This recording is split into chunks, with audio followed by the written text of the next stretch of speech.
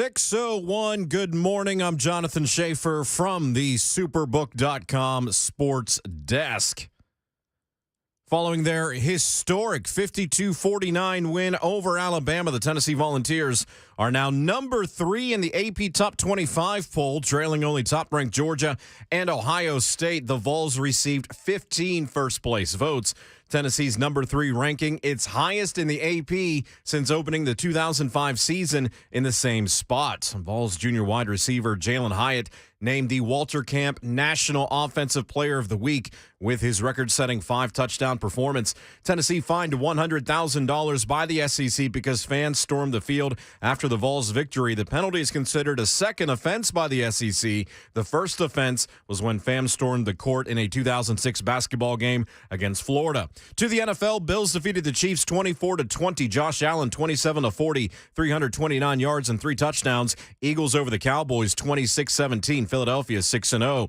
Within the division of the AFC South, the Colts 34, Jags 27.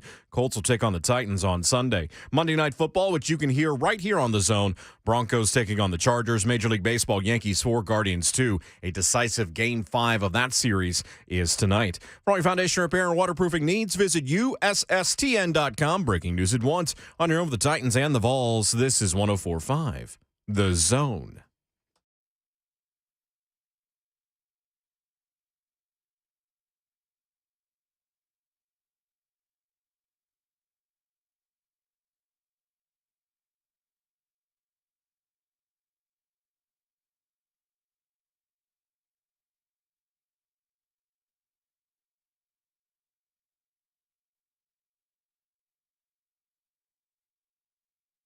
The kick on the way, and that kick is knuckling toward the upright, and it's good. Just gets over the upright. Chase McGrath wins the game for Tennessee. And here they come. Everybody sharing in the celebration. The student section mobbing the field. They're mobbing Chase McGrath. Joy and jubilation as the Tennessee Volunteers have beaten the Alabama Crimson Tide. The final score from Neyland Stadium on a joyous night in Big Orange Country. Tennessee 52, Alabama 49. Wow. It's a celebration, 16 years in the making. And for the next 4 hours, you can hear it right here on 104.5 The Zone. Tennessee finally beats Alabama. The Vols are not only in the top 5, they are firmly in the playoff conversation. And until 10 a.m. this morning, Vols fans, talk your talk at 615-737-1045. Welcome in. It is Ramon, Kayla, and Will, powered by All Four Seasons Garage Doors here in Nashville. Alongside Kayla Anderson, Jonathan Schaefer, our producer. The best producer in the world! And Vol for Life, Ramon Foster. My name is Will Bowling. What a weekend on Rocky Top. Insane, man. I will say this. I'm going to give credit where it's due. Schaefer, I sat with him during the game, and he said, Vols score 50, they win the game. In the back of my mind, I'm like, 50 against Alabama? And 52-49 was the score. Yeah. Not bad. Good job, Who are Shafe. We knew they were just going to have to keep on scoring. Who are you, Jonathan? Only option they had. Who am I? Yes. The best producer in the world. Yeah, you set him up for that. I did. What a win, baby. What a win. Feels good. It did. Feels good. It did. On the ride All home. right. Do you want me to do it? Go. You ready for it? Shay. Are you ready? I know where you're going. You ready for Please. it? Please. Yep. There it is. Somebody said the over-under at 35 and a half times this song is played today. Yeah. Hammer the over. 100,000 people singing this. Well, about 99 because it was some Bama fans there. Here you go. Oh, Rocky Top, you'll always be home, sweet home to me. Good old Rocky Top. Woo! Oh, it's 4 hours of that today, ladies and gentlemen. That was one. Where you can I join might us. be out of here by hour 1. 615-737-1045. Let me force a bit. Because I am not listening to that in my ear, the way these headphones are launched up. Fair enough. If you want to switch spots with me, we can do that. Your volume is loud. You put your headset on a second. I was like, I can hear your speakers over here. Okay. Yeah, it's no joke. They're loud.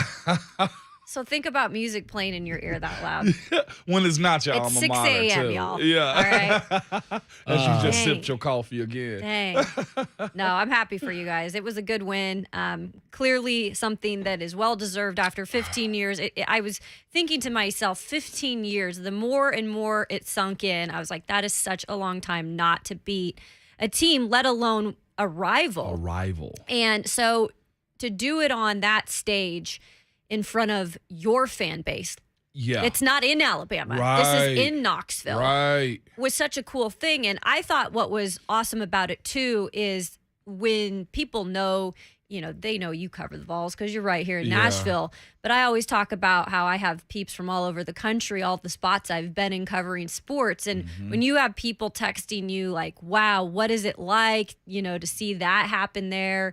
That's what a great win. It's really cool to see that people nationally are now looking at Tennessee as a team that could very well be competing in the college football playoffs this year. Yeah, it was that too. I got a lot of that this weekend. I had people, of course, from Pittsburgh. I had other fan bases hitting me up. I had people. I had a text from like 2018 from somebody I hadn't you should erase messages, like not erase messages, like they should purge out. I get what, Like 28. I was like, who the hell is this? Crazy. Like in my phone, of course. I would get mad at Neyland because I'm like, there's no cell service in there. But why are we in the stadium if we're going to be on our phone the entire game? So I had to check myself. I was like, why am I checking my phone? I had to check you too and be like, Ramon, what are you doing, man? Yeah, I'm like, why am I complaining about the Wi-Fi? I'm here to watch the game. You know what I'm saying? Right. I get it. Enjoy the I moment. want to be petty and tweet stuff out. But no, We got time. look at this, okay? Yeah. Like, look at the game. And where we were sitting at was like in the end zone. Like, we basically saw film. Yeah. The way we were looking at the game, like we really saw the breakdown. Bryce Young. I get it. I get it. Yeah. I get it, Somebody y'all. asked the question over the weekend, can you have a Heisman performance in a loss? And if you ever could, then Bryce Young had it. Talk about a cool customer, because I watched every little bit of that game. I was like, man, when things go wrong for Bryce Young, he almost smiles and walks to the sideline, gathers himself, and goes back out there. I mean, it's kind of incredible. It is. Like, I get the line moving. Yeah. I will say the line moving as far as Vegas goes. Yeah. I think that was a little bit of get back, too. Because people took those points. People took like, oh, he's Sure playing. did. I'm taking the win. Right. And People took money line and the better odds, see too, what when I'm that saying? happened. And now I was just like, but understanding why the line moved because there was a rumor of him playing, he showed it. Yeah. The dude is nice, man. Yeah. Kayla, And I guess his shoulder was fine. it was Or fine. he appeared it. And to be because they away. hit him Yeah. too, and Yeah, they did. landed on him, and Yes, they did. I was just like, I get why he is who he is, I get it, and too. why you go after guys in Alabama that's in California. Yep. Ultimately, the Heisman winner for Alabama showed up, but the Heisman candidate on defense that Alabama fans are always pushing for had as many sacks as the people in this room today. I didn't play. Thank you. There we go. I just had to be petty. Will Anderson with 1 pressure and no sacks. We talked about on our pregame special on the Zone leading up to the game that if you shut that guy down, Yep. then you were going to be able to still do whatever you wanted to do on offense. Ended up being the case. So we'll dive into that aspect of the matchup over the course of today's show. We take lots of your phone calls at 615-737-1045 because the Titans are off. A bye week for them, obviously. And this is essentially a Victory Monday show in orange and white instead of two-tone blue today. And Vols fans, you can take your victory lap here with us because you've been waiting a long time to take a victory lap around Alabama. And there are a lot of people that still doubted the fact the Vols would get this done. You know what? This is for the Vol fan that stood in there when they lost to Georgia State. For the people that have traveled to Florida to see a 4th down or a 3rd down and 16 and a Hail Mary for Felipe Franks and have gotten beaten by quarterbacks that have not done a single thing in the National Football League. Yep. You know, it's for the VFLs who were fine at Tennessee and then exploded in the NFL, and you wonder what could have been if you had a coach that took advantage of their full talent and abilities while they were actually in orange. Tennessee fans, you've got a coach that's not only taking advantage of the abilities that your players have, he's getting way more out of this roster Yep. than what anybody in college football expected you to get, and that's for good reason. 247 Sports Talent Composite has Tennessee as the 19th best roster in college football. And they got 15 first-place votes after putting up the most points on Alabama since SEC power Sewanee in 1907. What? So Tennessee fans, puff out your chest a little bit today.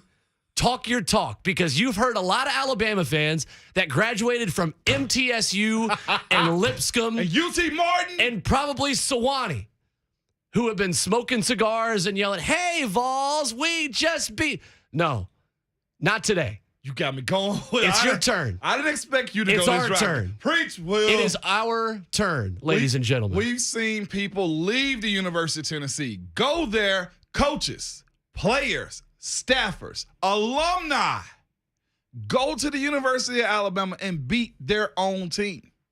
This is where we are. So for the people that say, "Oh, Vols, all this, you guys, you loud, you're this." No, this is why you storm the field after 15 straight losses, because I've seen coaches that I have been coached by go to Alabama. I've seen VFLs that I saw on campus in UT jerseys go to Alabama. I've seen a head coach, 2 of them, 3 of them, go to Alabama. Butch, Lane, Dooley, all go to Alabama and be on that sideline and look over and go in that locker room and smoke cigars. And you seen a linebacker who had the lowest PFF grade of any Alabama defender on Saturday do the exact same thing. Not this weekend. Not this weekend, Ramon Foster. Not this weekend, Will. So this is the energy we've got today, boys and girls. I kept all my receipts, okay? I handed out a few yesterday. I cashed them in yesterday, okay, on social media. But I got a whole lot more. You understand me? I got a whole lot more. This was worth it. Today on the show, VFL Troy Fleming joins us at 8:20, and Andy Staples of The Athletic puts in perspective where Tennessee is in the playoff conversation after a win over Alabama, 52-49. It was more than the 51-43 and 5 overtimes in 2003, and it was the most points the Alabama Crimson Tide have given up since a game against Sewanee in 1907. Yet they want to talk about referees. Anyway, we're not going to do that. It wasn't a mistake. I No. love Yeah. watching and hearing the bitterness and resentment just ooze out. Yeah, that's for right. this win. That's right. Because it's also the same amount, or it's the most penalties a Nick Saban coach team has had ever. 17 penalties. But I told you guys and everybody that we talked to leading into this game said did. Alabama has issues this year with penalties, with shooting themselves in the foot. Yep. And what did they do? They blew off both of their feet Yeah, they with did. 17 penalties. You mentioned it, and I know we're up on break, and we are loaded right now with calls too. But this is one thing I said, and it came to me like during our pregame show. By the way, that was a good pregame show. By Yeah, all of us. that's By the fun. way, I enjoyed an hour and a half straight. But this is a very young, successful Alabama group. You look at their team, the bulk of their success came from this Bryce Young's recruiting class. Those guys are now leaders. Those guys got championships on, I guess you say, the heels of older guys. Now they're older guys now, and they got to learn how to lead. Yep. Like, I don't want to call Alabama's like stars like individuals at all.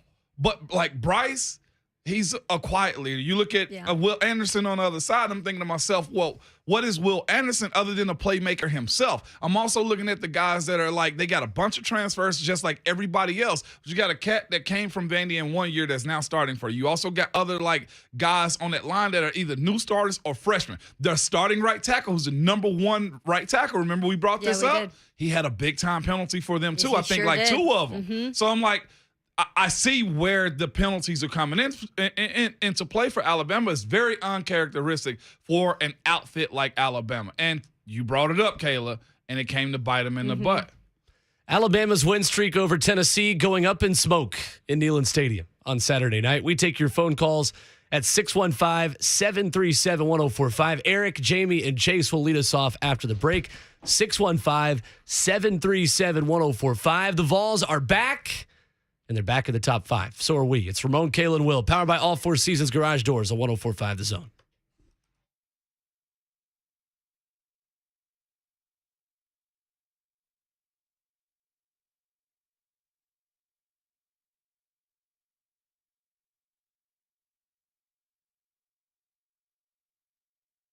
We talk all the time about Genesis Diamonds, value and selection, and designers. But let me tell you something that makes Genesis really so different and so much better than other places. It's the people, it's the experience, it's the feeling of confidence you get. The minute you walk in, no pressure, no awkward moments, nobody staring you down. Instead, you're greeted with a smile, offered a beverage, and then you can be left alone to browse or get educated on your options. It's your choice, okay? The folks at Genesis are not paid on commission. They are not clerks waiting to ring you up. They are experienced jewelry professionals who are there to guide you, make you feel comfortable, and explain all of your options. For guys especially, Genesis knows the last place a guy wants to be is in a jewelry store. So they go over and beyond to make sure you are relaxed and teach you how to make the best decisions for your budget. Talk to anyone who's been to Genesis and they'll agree it's a unique and special place. Genesis Diamonds in Green Hills and Cool Springs, now with an expanded selection of Swiss watches, including the state's biggest selection of luxury pre-owned Rolex watches. Rolex models you can't find anywhere else. Go talk to the people. I know it. Genesis Diamonds.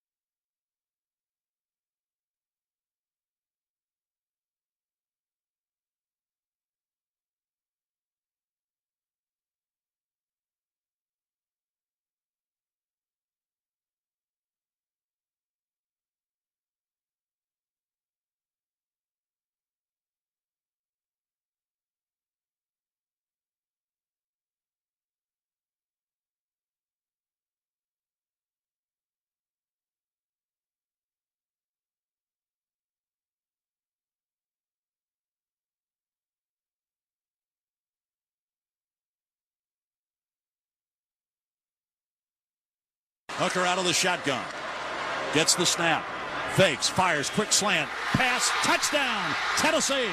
The quick slant. Jalen Hyatt has 5 touchdowns. 5 of them.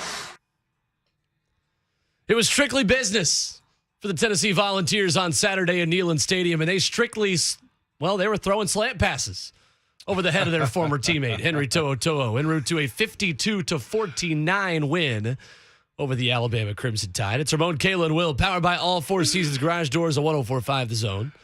Will Bowling, Ramon Foster, and Kayla Anderson with you. And some breaking Titans news that we have to talk about just for a minute before we get to the phone lines at 615-737-1045. Nate Rao of Axios Nashville reporting that Mayor Cooper and the Tennessee Titans have reached a stadium deal.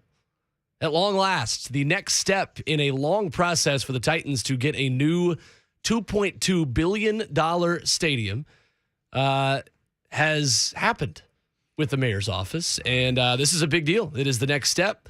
And it is certainly a process that is not over yet, but this was one of the biggest hurdles for the Titans to cross, and they have reportedly done just that. Nice. Yeah. Think about the and like you said, hurdles to go through, but think about some of the events that they can get in the future with the new stadium. Because it's Nashville. That's what I was They gonna can say. throw a party. They can hold big events. They can host the Tennessee Volunteers in the college football playoff. There you go. That's what I'm saying. Eventually, you think that's something. So for Yes. $2.2 billion, that means a top. Oh, it said domed. Yeah, It's domed. Oh, yeah. So they're- You're wasting your money if you build a new stadium that doesn't have a dome on it. In any city, pretty much. Looking at you, Buffalo. Because Final Four, Yep. you got opportunities to Sure host that. do. And just on that lifestyle side of everything, like that riverfront, like legitimately. Perfect. East Bank. Like, come on, man. Oh, Like, you're going to see the development along the East Bank just explode even more than it has so far. It's the next phase in the development and growth of downtown Nashville becoming a different city. Right. that's what I was gonna say. So if you are in the investing type, buy now because the price will be sky high, right? It already is, but it's about to be sky higher Yeah. Okay. for sure. That's what I was thinking. So there you go. Nate Rao with the story. We will continue to discuss that as well as the show goes on today. But it is time for Vols fans to take their victory lap around the Alabama Crimson Tide. Eric in Nashville leads us off this morning. Hello, Eric. Guys, it's not that Eric, the Vols fan. It's actually other Eric, guys, who's not a Vols fan or an Alabama fan, but just enjoyed the heck out of Saturday's game. I wanted to talk to you about that game Saturday and also one other incident about a game that I was indirectly involved with during the national championship year that you get a kick out of. So Saturday, I was at home watching the game. I had to leave, guys. It was 21-7 early in the second quarter. The Vols were up because my pastor was having a birthday party shoved the park. There's about 50, 60 people there. And, of course, people listen to games, I think, on the radio, keep up with the scores. Well, during the second half, a guy decided to pull out this little, I guess it was like phone or whatever he had pad with a little TV on it. So everybody was huddling around watching the game. And Tennessee was up 34-28. And I tell you what, it was so funny. I was just watching the reaction just between Tennessee and Alabama fans there who were at the game, who were at the picnic. I have no dog in the hunt because I'm not a fan of either school. And my pastor is a diehard Auburn fan, so he was pulling for. Yeah, and he was so happy at the end of the game that Alabama lost, so it made his day, even though Auburn lost earlier in the day. That was his best birthday present, was Alabama losing. But Alabama guys still had a shot to win the game, even though despite penalties and everything, they screwed up the way they handled that last drive by throwing the ball instead of running. Because I thought they would try to run the ball, get close to the kick, and leave a little time on the clock and won the game that way, but they screwed up by doing that. But that game, guys, was an instant classic. I just enjoyed the reaction and the good-natured trash talking between Tennessee and Alabama fans. It was nothing nasty since it was a church out, so it was hilarious. But, guys, one other quick story, then I'll get off and let the ball fans get on. Is during the national championship game, I remember one year I went to a wedding where two real good friends of mine were getting married. The wedding happened on the day of the Arkansas-Tennessee game and the Clint Sterner fumble game. So I remember we were at the reception and everything, and I was just walking around. All of a sudden, I see 10 people huddled in the corner. I said, well, what's going on? They're all huddled around the little TV that somebody brought. 9 of the people that was in that huddle was cheering for Tennessee. The other one person was cheering for Arkansas. And Arkansas was and the guy was doing some trash talking with the ball fans and everything. But then, of course, the Sterner fumble happened, and, of course, Tennessee came back and won the game. And just seeing the reaction of all the Tennessee fans and that one Arkansas fan, it was just hilarious and priceless. But those are just a couple of stories just in my interaction with the Vols fans. So Good luck to the Vols the rest of the way. Guys, y'all take care and have a fantastic day. We'll talk to you soon. Thank you, Eric. Thanks, Eric. I felt sorry for anybody who was at a fall wedding over the weekend during that game. Remember, we had the call we earlier. Had the call. Yeah. I wonder how that all shaked out. I saw somebody also this weekend. I went to one of my fraternity brothers. They paused the wedding in order. saw that. Sure. I saw one you where have to. as the field goal was being kicked, they were introducing the wedding party of wedding some of my friends were at. And there's a video of them watching on a phone, and the wedding party is being introduced as it is on the phone on a table. All right, can That's we be great. real about this for a second? If you have friends or family that are having a fall wedding, maybe they don't need to be your friends and family anymore. My cousin got married on the third Saturday in October, and she went to Tennessee Law School. Oh, my gosh. Yeah. Got to pay for that debt somehow. She And ain't that getting was- hey, No, she I ain't getting actually- a Christmas card this year, fam. No, she actually does. I actually thank her for that because that was the Terrence Cody game in Tennessee, Alabama. That was back when you could text Google on a flip phone something, and it would text you back. And so my brother in the wedding was texting Google Tennessee, Alabama Oh, my score, and you would get a text back of like 6-3, and we'd be like, oh, okay, interesting. What's your cousin's name? My cousin Julie. Julie, you're not invited to the picnic. I'm sorry. Stop. We love Julie and Greg. You We can love love them. them, but you can give them the side eye. That one I was okay with. But yes, we always joke with them about that. Of just, but I remember them like watching it though beforehand. Like it was fun. It worked out. 615-737-1045. Jamie in White House is up next on the phone lines. What's going on, Jamie? Not much. Ramon, congratulations, buddy. Hey, thank you. Man, not only for the Vols win, but, the Steelers beat Brady. So, God was looking down on you yesterday. Yeah. Happy I'll Ramon take it. Foster weekend to all who celebrate. I'll take it. Yeah, so I'm going to tell you right now, this is how I watched the game. I watched the game with a lot of Tennessee fans, saw a lot of little kids over some friends' house, and just thinking about the Vols for Life that were made during that day. Little kids who remember watching this game with their dad, whether they're in the stadium, not in the stadium. And it just does something for, an institution like Tennessee to finally come back and regain that. And the stadium showed that. The celebration showed that. What I'm most I'm going to say I'm concerned about it. It just finds interesting to me that then Alabama fans get on social media and all of a sudden they have a problem with arrogance. All of a sudden they have a problem with officials. That blows my ever-loving mind. Mm-hmm. And here's the reason. I love cheering for Tennessee. I mean, I cheer for Tennessee really hard once a year, and that's the Saturday they play Alabama, because I'm so tired of the fan who loves their favorite football team's Alabama and their college basketball team is Kentucky. That just gets under my skin. And I'm going to tell you right now, I know what Hooker said to McGrath before he went out there and kicked the ball. I will let you guys know this. He grabbed him and he said, hey, Haley, in biology, that doesn't date football players. you make this kick, Chase. She's dating football players tonight. I'm out. See you guys. Thank you, Jamie. I wasn't expecting Jamie to go. Guys, Wow. if Chase McGrath or Jalen Hyatt buy another beer in Knoxville for the rest of their tenures, something has Who gone says they're drinking horribly just wrong. beer? See? Sheesh. Exactly, Kayla. Sheesh. I'd be taking that up to another level. I'm getting bottles, Yeah. Kayla. That's Yeah, it exactly was what we Tennessee doing. whiskey this weekend. Yeah, it was. Only. Chase in Nashville is up next to the phone lines at 615-737-1045. Good morning, Chase. Good morning. Morning. I'm sitting here looking right now. I see Tennessee broke the decibel record this weekend of 124, previous of 118.3. What? That's right. I Yeah, I saw it on the screen. They did. Yep. thought it was 119. We did it, fam. It did was it, y'all. 118. Now it's 124. Yeah. Ooh. I'm pretty sure my house, too. You pretty sure Pretty what? like a little bit.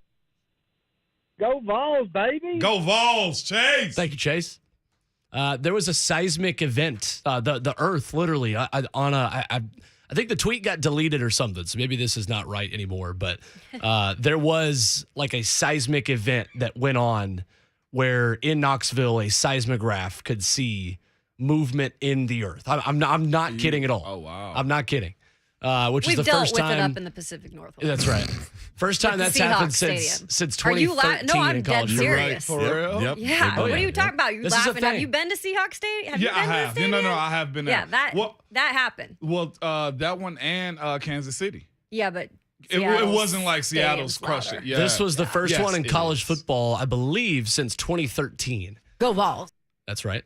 Yeah, Ken Weathers said this on Twitter over the weekend, said, looks like the Sequoia Library may have picked up a slight tremor nearby after the made field goal for Chase McGrath.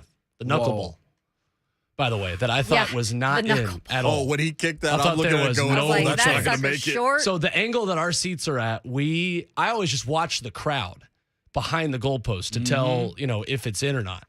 And I like watch that, and then I hear, whatever. Or I just hear it, and then you know, okay, yeah, it's in or it's not in. So like I knew about halfway through the kick being in the air when Alabama kicked it, when Will Reichard missed, I was like, okay, we're good. Like everyone behind celebrating. But the cheer was so quiet when Chase McGrath's kick went up because it was Alabama fans cheering. And so I heard like a quiet cheer, and I was like, oh no. And then all of a sudden it was like it was the best way to watch a kick go in because it was so surprising that it went. Yeah. Let me tell you something. The minute that went in, because I thought it was not going in either, I said the football gods are certainly looking down on Tennessee tonight. Yes, indeed. That hasn't happened in a long time. What got me was their D lineman, like number 49, hopped over the center. And I just knew he got his hand on it. At that point, apparently he didn't. He didn't. It was just a bad ball. Like, people that keep saying it was deflected, I really don't think it was. Yeah. I think maybe the air off of his hand or something. Probably. Yeah. But Chase said he just didn't hit it. No, he just didn't get it clean. Between that and his extra point, too, but they got that back. And you could tell, because if you looked at Chase's reaction immediately, I think he thought he didn't get it. I think so, too. Wow. Yeah. Somebody if you go back and that look ball. at that. He Will Hoyted. He did. He went full Will Hoyt. But that's Missed also the extra point, made the game-winning kick as time expired. Did you see him, Kayla? It's like 04. He made one apparently at USC too. Apparently like a big game Against winner or Texas. something like that. Yeah. It was Texas. Okay. All right. Yep, for sure. Funky Cheese Man is on the phone lines. Ramon Foster clears his throat and prepares. Hello, Funky Cheese Man. Hey, man, top of the doohickey. Look here. I don't want to hear not one Alabama fan saying that we lost that game because of penalties. We flat out lost. Jalen Hyatt played his ass off. Hendon Hooker played his ass off. And let me tell you something. Jeremy Banks ain't getting enough credit. Because that man there is a monster. Yeah. I'm talking about a monster. So, you know what I'm saying? All I want y'all to do is beat this high school team y'all got up next. These kids sucky. And y'all better go stomp them dogs. And you know why I want that to happen. Hey, and this is the only time you ever going to hear me say this. Go Big Orange, baby. There it is. There it is. Go Wow.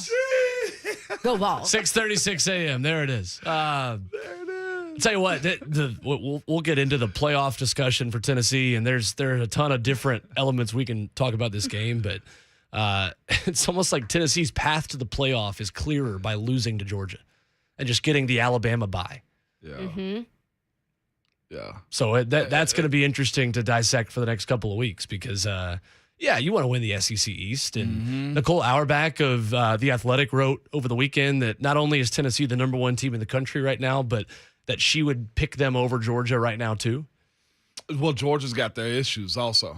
And that's going to be, and we'll have time to break down that matchup, but that's going to be an entirely different challenge because Georgia's not as likely to go drive for drive with your offense, but they're more likely to stop your offense and end in a couple more kicks. You think so? Yes. They're not feeling really confident about that. Their Well, DBs. why don't you still look at the stats? Well, though? yeah, I see the stats, of course, but you look at those I don't defensive even want to backs say are this still or go really this good. route, but look at what their competition has been. They blanketed Vandy this weekend. Like, I'm sorry, Yeah, but Vandy. Like, and if you're Don't gonna apologize. But if you're going to look at some of the wins, because before we went into this Alabama game, there were course. still Vols fans saying, well, they beat top 25 teams, but were they really top 25 teams? That's Because we true. talked That's about true. this.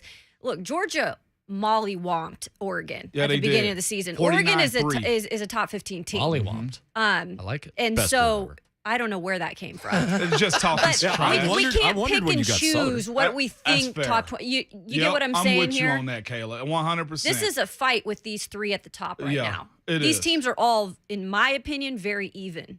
Okay, and your top three, because you are an AP voter, real quick. What are they again? It's Well, I voted Georgia, Ohio State, and Tennessee. Tennessee. Okay. Because I'm not gonna drop Georgia and Ohio State right now. because Tennessee beat That's what I would number do 3 too. Alabama. Right. I swapped them. And 3 spots is and they will good, now is what have a you're saying. chance to beat Georgia. Okay. So they beat Georgia, they go to the top. It's Yeah. not rocket science. And I'm more with Kayla on this one, too. Of course, I agree. Like, Tennessee could be number one. I don't think there's Sure. an argument of could it be or could it not be, right? Yeah. But it's a matter of, I'm the same way when we do our top 7, bottom 3. I can't move. I'm not leapfrogging Right. if they've done the job. I've also looked at a lot of statistics. I broke down a lot of statistics. I follow a lot of Ohio State football as well. It's a really, really good team. Yeah, we Okay? just don't see them defensively often. too. Yeah. So offense just as good. Yep. So I know Tennessee fans want to, be number one, and I get it. But you're gonna have a chance. I'm You're riding gonna with have a you on chance, that guys. one. Yeah. 615-737-1045 is the number. Brian and Scott will lead us off on the phone lines after the break as we continue to look at the matchup Tennessee won that I think we expected Tennessee to not win. And that's with the former Heisman Trophy candidate, Will Anderson, over the weekend. The numbers of how Tennessee slowed him down and what they were able to do in one of the biggest matchups in this game. That's next. It's Ramon, Kayla, and Will, powered by All Four Seasons Garage Doors at 104.5 The Zone.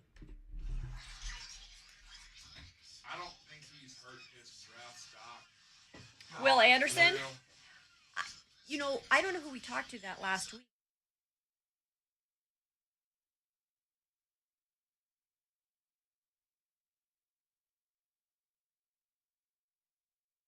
Hey, it's Schaefer. I'm with Trey Hartsook of Dickens Turf and Landscape Supply. Yeah, you can go into those big box stores and you can get certain supplies and you'll get a certain level of service and customer service. But I know at Dickens, Trey, at any of the locations, it's a very different story. That's what I really think separates us from the competition, just being able to come in, sit down with a turf expert that can help you out, just take some pictures of your lawn, come in and see us, we'll analyze it and get you exactly what you need to have a premier lawn in the middle Tennessee area. And that's just not the case in some other competitors that we have where it's just, hey, buy this, it's one-off, fix-all, everything will be fine. And we know at Dickens Turf and Landscape Supply, that's just not the case. Got to put a little bit more time into it than that. That's why we love just sitting down with our customers and giving them feedback on what they can do and not do. And it's that easy. All you got to do is just stop in and see us. We're conveniently located all over Middle Tennessee. Got locations in Nashville, Cool Springs, Hendersonville, Murfreesboro, Bellevue, Brentwood, Lamar, Mount Juliet, and Franklin. If you can't get a hold of us, check us out online, DickensSupply.com.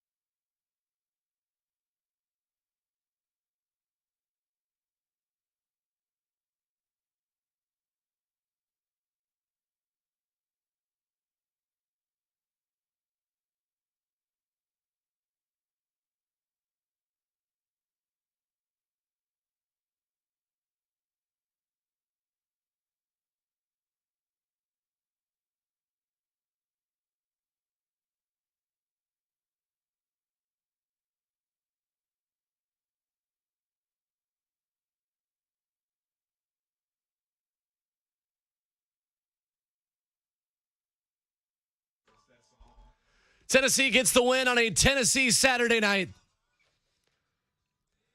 I listened to this song probably 30 times over the weekend. Jonathan Schaefer, if you just want to slot this in as like the music coming back from like every other break or something. Yeah, no. You can't have that many nice things. That was the first thing I thought of is every time Schaefer says, we can have nice things. That's what I thought of at the end of this game. Can I be real with you? Oh, man. I never knew this song was related to Tennessee because I actually never have heard it. On beer. Oh, it's a great song. And I'm not even like a big country. Yeah. Man, I learned this down when I lived in Montgomery, Alabama. Oh. I got on the stage one night singing out with the band. Did you? I love that. It That is brings the back best. some good memories. You know what Ramon Foster did going into the fourth quarter of the game on Saturday? Yeah. What? Sang Garth Brooks. I did. You did? Yep. I Which did. song? Friends in It's Low Friends in Low Places is what they Nice. play after the third Is quarter. that what they've? Okay, Yeah, that's what they did- play. It was so cool. It started in 2019 when was so cool. Garth Brooks played Neyland, and it started as a commercial for like, "Hey, buy tickets," and the fans all sang along with it so loudly that they just kept it. I actually am not. Cool. I could go on that soapbox. I'm actually not the biggest fan of that because I think it was better when Tennessee was bad than it is now. Because now it's like, oh, we're bad, or what used to be like, oh, we're bad. We've got friends in low places. Yeah, but a and lot now- of people don't know that. I know. I mean, it's fine. It's fine. I just wish Tennessee could just commandeer Dixieland Delight and just say, no, we are the captains now. Enjoy nice things. I know. Let's take this one. I will say this. As the entire stadium was singing Friends in Low Places, all I could think was, look at all these people in here. Let me add this real quick with the been Vols. low. Now you have nice things. Yeah. Now enjoy the Enjoy nice them. things. Oh, we're gonna enjoy it. Because I was nice just things thinking- can always be taken away. Damn right. But all I was thinking is everybody was going, like, we've been in low places, y'all. That's right. Enjoy this one. Embrace this one. Brian up next on the phone lines this morning, where you can join us, 615-737-1045. Good morning, Brian. What's up, Brian? Hey, guys, I just wanted to tell Will and Ramon, congratulations. I mean, you should celebrate. Yep. What you did is historic. On average, Alabama loses one game a year. So We're that one. So congratulations. You know, you and the whole world were rooting against Alabama. But now I got a couple of points here. On the quote, SEC fine for why do they count from 2007 as the first offense? That's number one. That's sort of stupid. It should be 50,000. That should start all over. Yeah. But Tennessee's going to beat Georgia. They're going to win the East. They can't. Georgia can't match. They don't have Bryce Young. So it's going to put the playoff committee in a huge bind. You're going to have, if Alabama gets things straightened out, which that's a huge if, Alabama sitting there with one loss is probably SEC champions. Tennessee with one loss, losing in the championship to Alabama. Georgia with one loss, sitting at home. Yep. You're going to have all kinds of chaos. I mean, that's highly possible. But, hey, congratulations, guys. Enjoy it. That 15 years, I mean, that's been rough. But like I said, Alabama loses like one game a year on average. So enjoy it. Thank you, Brian. It's the most backhanded call I've ever heard in my life. Hey, we'll take it. Also, part of being a team in the position that Tennessee is in right now is also dealing with the highs, the lows, all of that. Yeah. And let's Yeah, not definitely. forget before Georgia is Kentucky. Yeah. Okay, No, let's not forget I'm not that. overlooking Okay, that. and part of the being on top and having these types of wins and having the emotions high is still being able to navigate through these types of Yeah. situations. I'm not saying that they're gonna get beat by Kentucky. That's not what I'm saying. I'm saying that's part of the process where Heupel needs to continue to have his guys heads Yeah. right 100%. going into games like that before Georgia. That's before Georgia. Yeah. Let's not look ahead. It's a new frame of mind. Right. So just keep that in mind. For sure. Yeah. To add to that point from Kayla, when Alabama had the scoop and score and went up by 7, Whew. any other year, it's over. And Alabama usually tacks on another touchdown. Can I add to that? There was only, I'd love to know who they are and where they from and if they're listening to us, okay? Shafe, when it happened, mostly everybody just, no.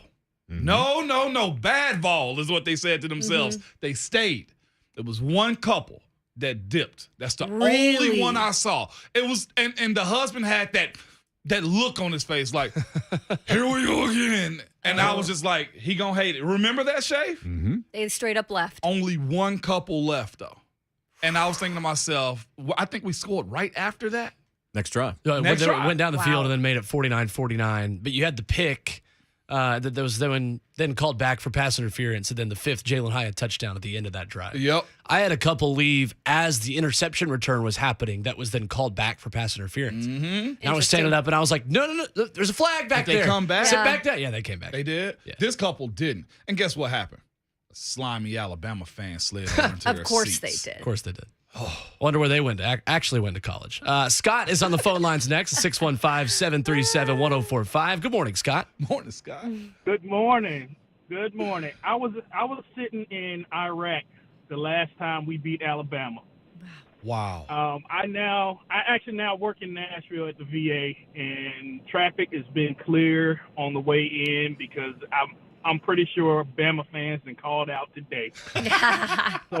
So for breakfast, I'm gonna stop me some biscuits and gravy with some Bama tears today. Yeah. There we go. Yeah. Thank you, Scott. Thank you for your service. And thank too, you for your Scott. service. Thanks for your Yes, sir. service. Man, That's goodness. awesome.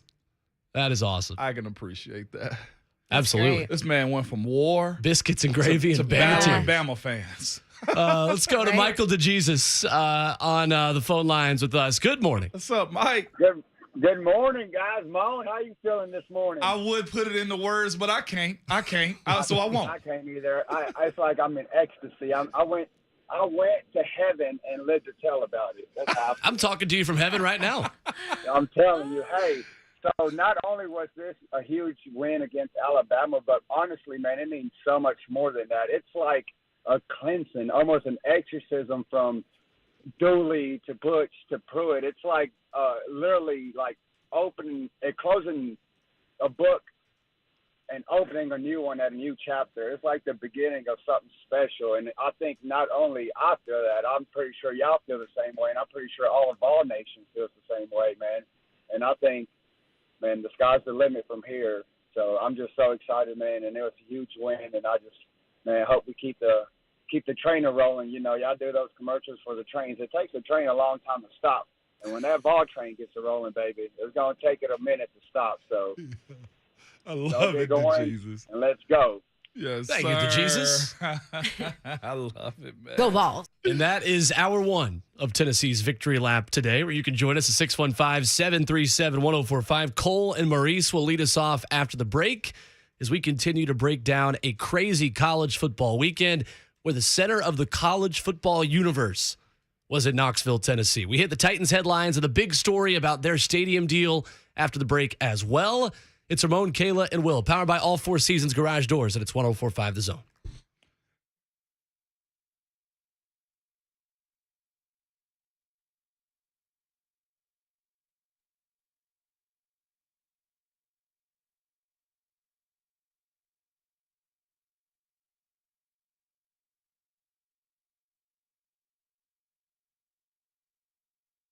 When it comes to large home repairs, a lot of the time we homeowners pretend we don't see the warning signs. We're afraid of what we're going to hear.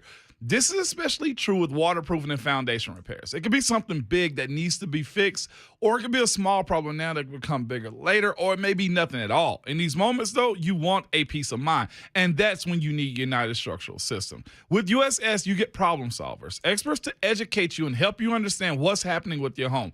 USS will provide an honest diagnosis and stand by their work and warranties. USS is based right here in Middle Tennessee and is a member of our community. So when it comes to something as important as your home, USS is a company who cares and the company you can trust.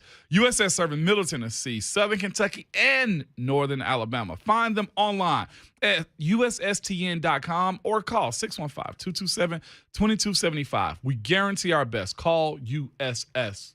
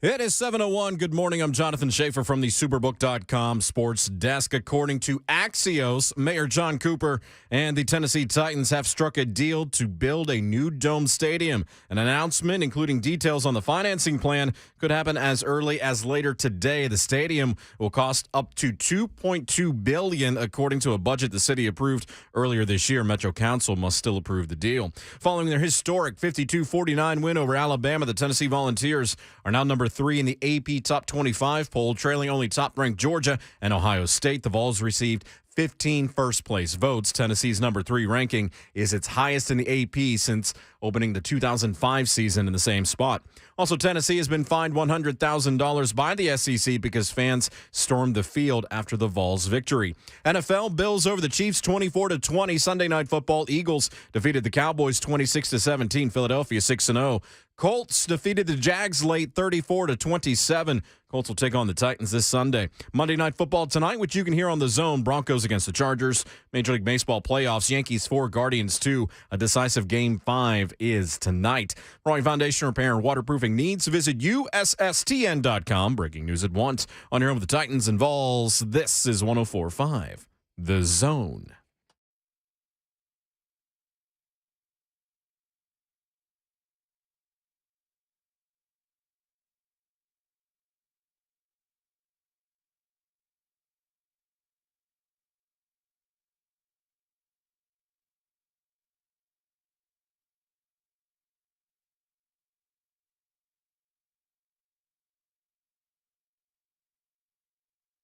The kick on the way, and that kick is knuckling toward the upright, and it's good.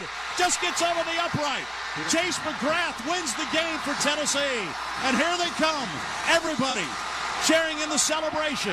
The student section mobbing the field. They're mobbing Chase McGrath. Joy and jubilation as the Tennessee Volunteers have beaten the Alabama Crimson Tide.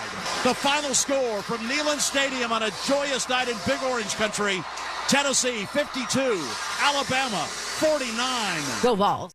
Alabama's undefeated season goes up in smoke on a Tennessee Saturday night in Neyland Stadium. The Vols get the win 52-49, the most points the Crimson Tide have given up since SEC power Sewanee was still playing American tackle football in this part of the country. And you can join us at 615-737-1045. Troy Fleming, VFL, coming up at 8:20. And Andy Staples of The Athletic puts in perspective from the national point of view where Tennessee fits in the playoff conversation with us at 9:20 as well. Alongside Ramon Foster and Kayla Anderson, I'm Will Bowling. Jonathan Schaefer, the best producer in the world. The best producer in the world. Making the show happen. Craig, the world. That's right. It's Ramon, Kayla Will, powered by All Four Seasons Garage Doors. As we go back to the phones, and Maurice in Franklin leads us off in hour number 2. Good morning, Maurice. Morning, Maurice. Hey, how you guys doing? Good morning. I got a good morning. I got a couple statements, and I'll sit back and listen. First of all, the significance of the Tennessee win is so great because this is how dynasty starts, and I can't wait to see next year's recruiting class. Mm-hmm. And the next statement I want to say is, if the Titans build this brand new stadium, I wonder if you're going to honor the season ticket holders that have been with them since day one, because I heard the new stadium's only going to have like 45,000 seats. So if you guys can comment on that, or if you don't know the answers, find them out, and maybe one morning you can. Yeah. But I'm going to sit back and listen, and thank you for all you guys do. Thank you, Maurice. The capacity is speculation at this point. There's nothing concrete we know about that.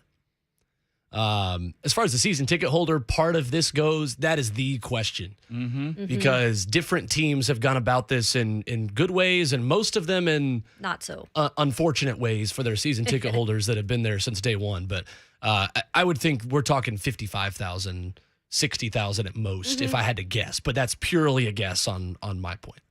Yeah, I don't know if they're going to get 100,000 stadium here. No. Oh, Lord, no. And a lot of the stadiums that they do nowadays, I don't think they're trying to necessarily up the number, the capacity. I think they're more so trying to come down maybe just a little.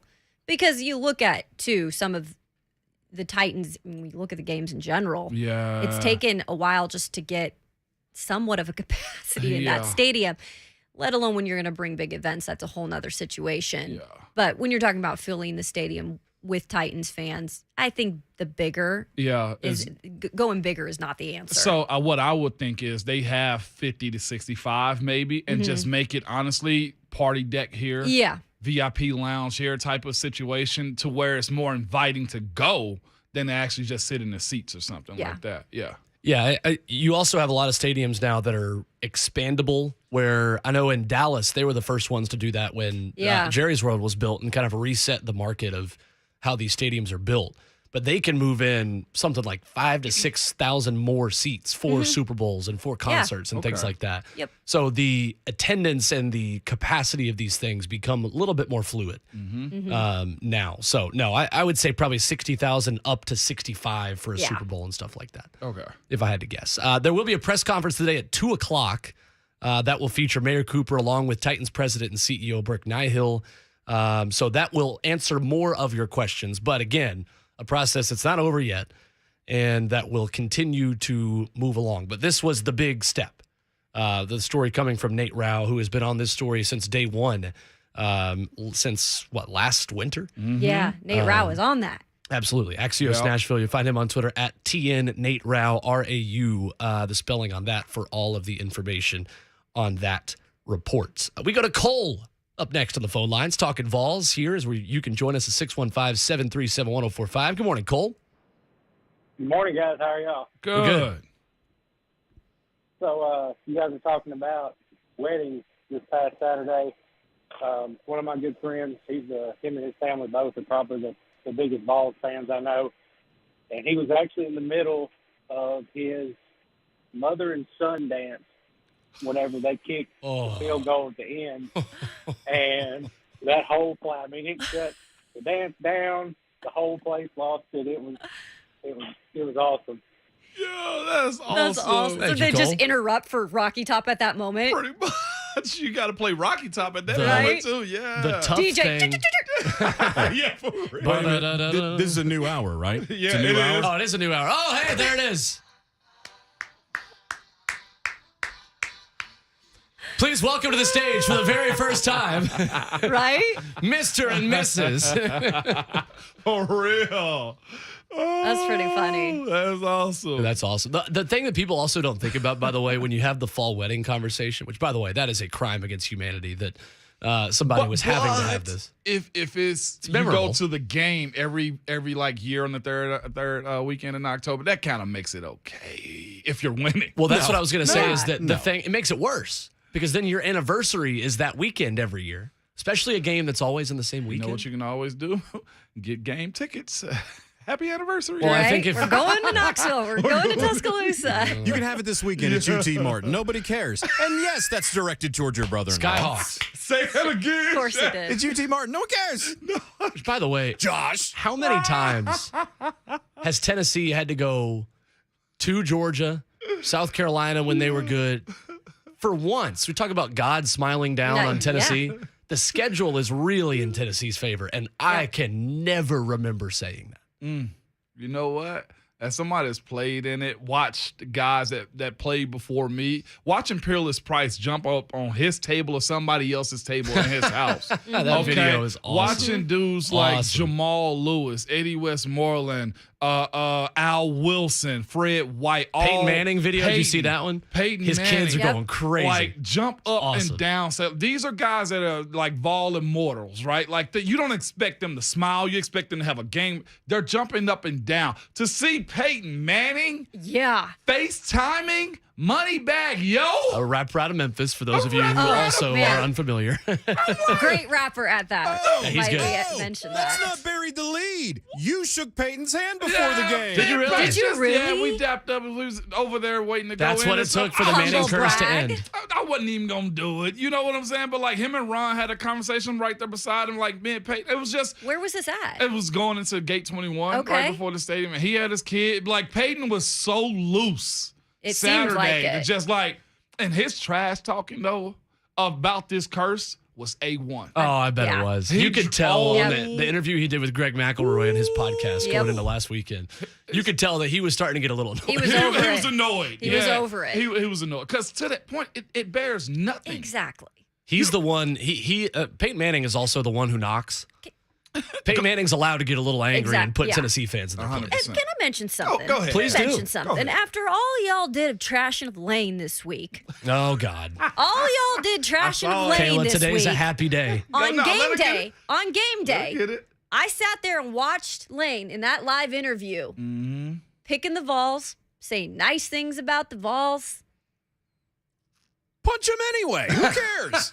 I'm just saying. It's all an act. Just let me put him in I'm a just headlock saying. one time. Can I put him in a headlock? Yeah, that's one time? fine. Okay, after That's the fine. headlock, I'm okay But with he it. could okay? have he could have done something completely opposite. But you know what? He was like, I'm rooting for the Vols. He today." You put him in a headlock, I'm going to punch him. He In the kidney or trolls face? He trolls Doesn't matter. Saban as He much can as he have- does Tennessee, too. He can have a punchable does. face because he plays the game and he's good for college football. He's y'all. got the wins to back He it is up good right for now. college I'll give him football. that. The mustard bottle to Saban's Oh, head God. was That pretty was good. great. It's great. I get that. I'm with you. I chuckle, Come but on, man. I He doesn't couldn't- pick and choose. He just goes He for just it. goes. I have him muted on Twitter just to avoid love things it. like this. I respect you, but Love hey, every Lane. Hey, minute of Lane. it. Suck it. I love every minute of it. Mike in Clarksville up next to the phone lines at 615-737-1045. Good morning, Mike. Good morning, guys. Good old Rocky Top. Hey. Tennessee. And they did it. They shocked the world. You know, it's more so how long can they sustain this, but they shocked the world. I believe if they beat Georgia, then I think they are a shoe-in. But the sad thing about it, if Bama wins out, Tennessee will have to win the SEC championship to get in. Because that's just how it is. You know, Bama is Bama. They got the resume. But I think I got Bama falling to Auburn. Trap game for them. I think I have them falling to them. That's another, you know, I think they're 7-8-0 right now. So Yeah. they got pretty much a tougher road. They got a lot of trap games. But our trap game, I believe, will be Kentucky. Yeah. I don't know why. Yep. It's just us. I believe that is our trap game, and hopefully they can pull that out and then take care of Georgia. And I think in order for us to beat Georgia, we're going to have to hang about 45 to the point where Georgia can't score, because they can't score that high, really. I mean, Vanderbilt is Vanderbilt. But we're going to have to hang about 45 in order to fully beat Georgia. So my question to y'all is this. If Bama wins out, we beat Georgia, or we fall to Georgia, and somewhere along the line, Georgia falls to somebody. Do we still got to win the SEC championship to get in? Or do you think with that win against Alabama that we're in? No. Thank you, Mike. Too soon No. on that one. Here's as simple as I will make it, and you guys correct me if I'm wrong. A one-loss Tennessee team in any formula is in the playoff. No, I don't agree with that. I'm on Things this are side. a little more Go ahead. complicated. Go ahead. I almost think this. If UT beats Kentucky, loses to Georgia, Georgia makes it, and Alabama loses in the SEC Okay. championship, I can see Tennessee getting in then. That's where I'm at. To whereas a 2-loss Alabama team, if Tennessee doesn't drop any other than Yeah. Georgia, Yeah. moves you Yeah. into 4. There's never been That's a 2-loss the team only that's made the scenario playoffs. I see. There's a lot though that has to play out because there's Yeah. there's a good group of undefeated teams right now. Yep. You got to see what shakes out in the other conferences because we've seen 2 SEC teams get in before. Yep. I don't necessarily see that. Well, and let's also not forget a team Happening. that's getting right because their quarterback's been playing better. Clemson's getting right. Yeah, they are. are. DJ They're getting right. Uiagalelei And is Michigan- looking better. Michigan Yes, it finally is. beat a good team, and they killed Michigan's a good team. legit. But Yeah, that's they the thing. are. It's just, Okay. I still think it's only one coming out of the Big Ten, though. Yeah, for sure. Yeah, I do too. Yeah, they're SC it's ruined. one- I ain't gonna one- say ruined their chances, but it didn't help losing to the Utes. It did not at all. But let's make it clear: UCLA Yeah, is still out there That's undefeated. true, too. UCLA is a good team. Also, this too. Alabama's schedule is still Mississippi State, which the Pirate is still there. LSU. Yep. They got to go to LSU at Ole Miss, and say what you want about Lane, but Lane finds a way sometimes. agree. Austin Peay, and then ending with Auburn. It's not easy. I don't think Auburn's going to beat them, but Ole Miss. I'm looking at Ole Miss, and I'm also looking at State. I want to see how they bounce back after this loss with another SEC opponent. Yep. Let's continue this after the break, and more of your phone calls at 615-737-1045. Adam, Joseph, and Alvin, we'll get to you guys when we come back, and more on the playoff conversation when it comes to Tennessee. because we don't have an SEC playoff, obviously, but there are two games that have now essentially become semifinals to make the SEC championship and go to Atlanta. One in the East and one in the West. So we'll continue that conversation as well when we come back on the other side. Lots of your phone calls as Tennessee fans take their first victory lap over the Alabama Crimson Tide since 2006, when a young Ramon Foster was strapping it up for the Tennessee Volunteers. That's next. It's Ramon, Kayla Will, powered by All Four Seasons Garage Doors on 104.5 The Zone.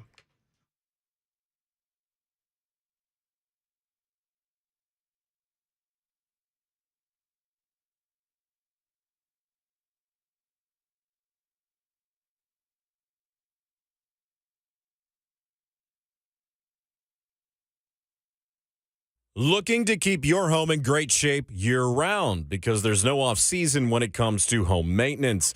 Hey, it's Jonathan Schaefer. Sign up for a Lee Company home maintenance plan for $8.25 a month. Plan members receive 4 service visits a year from the Lee Company team of experts. That's a heating system tune-up, which is very important right now, an air conditioning tune-up, an electrical inspection, and a detailed plumbing inspection. That's 4 annual visits, $8.25 a month. That's less than a streaming service you may not even be using anymore. For the very best in-home service, call Lee Company, 615-567-1000. Do it today or visit them online at leecompany.com and search Home Maintenance Plan to join their membership. Again, 4 annual visits, $8.25 a month. That's Lee Company. All you need.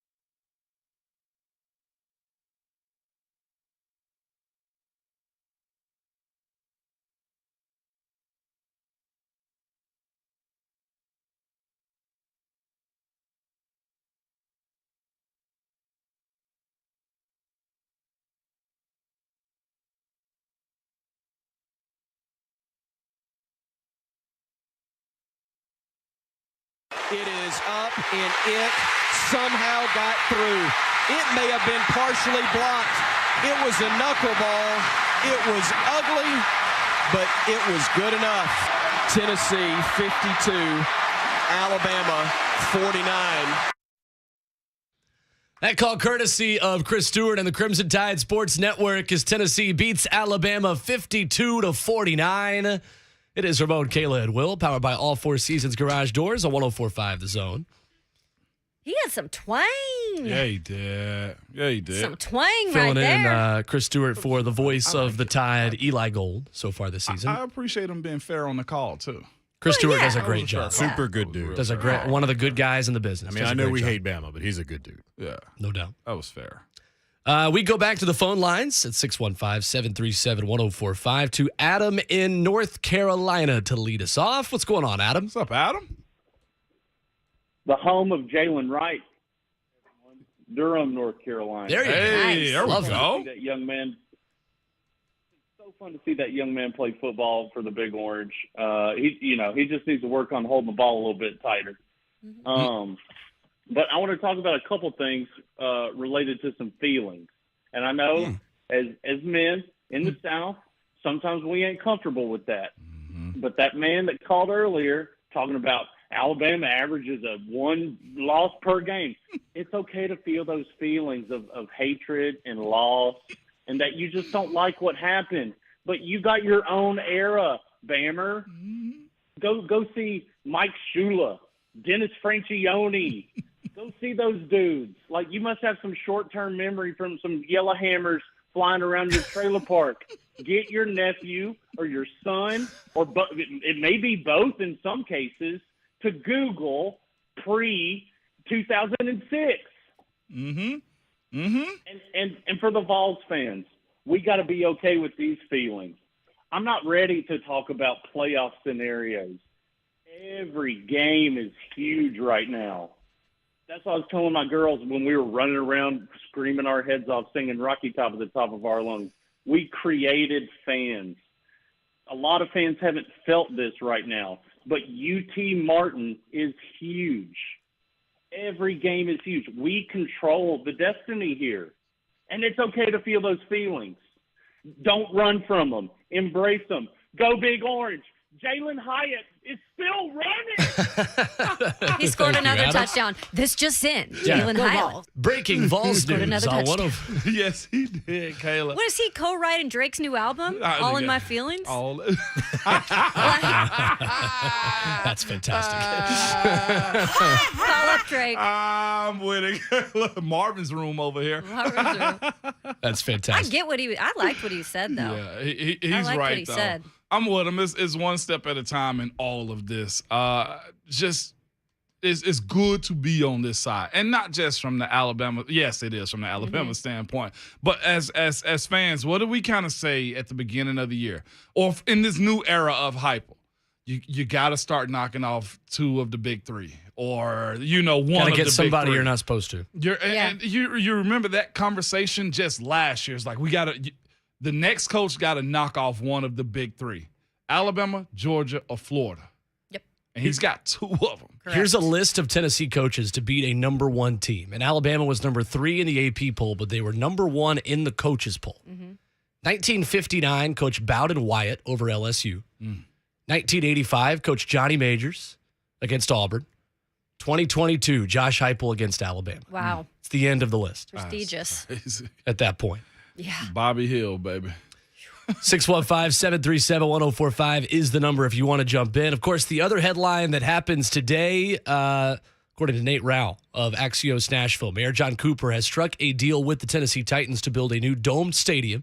If approved by Metro Council, the new venue will be located east of Nissan Stadium near I-24, and cost up to $2.2 billion. Rhett Bryan on Twitter adding this note at Rhett B Tennessee, and his thoughts on the report, saying Nashville Mayor John Cooper is striking a deal with the Titans to build a new domed stadium.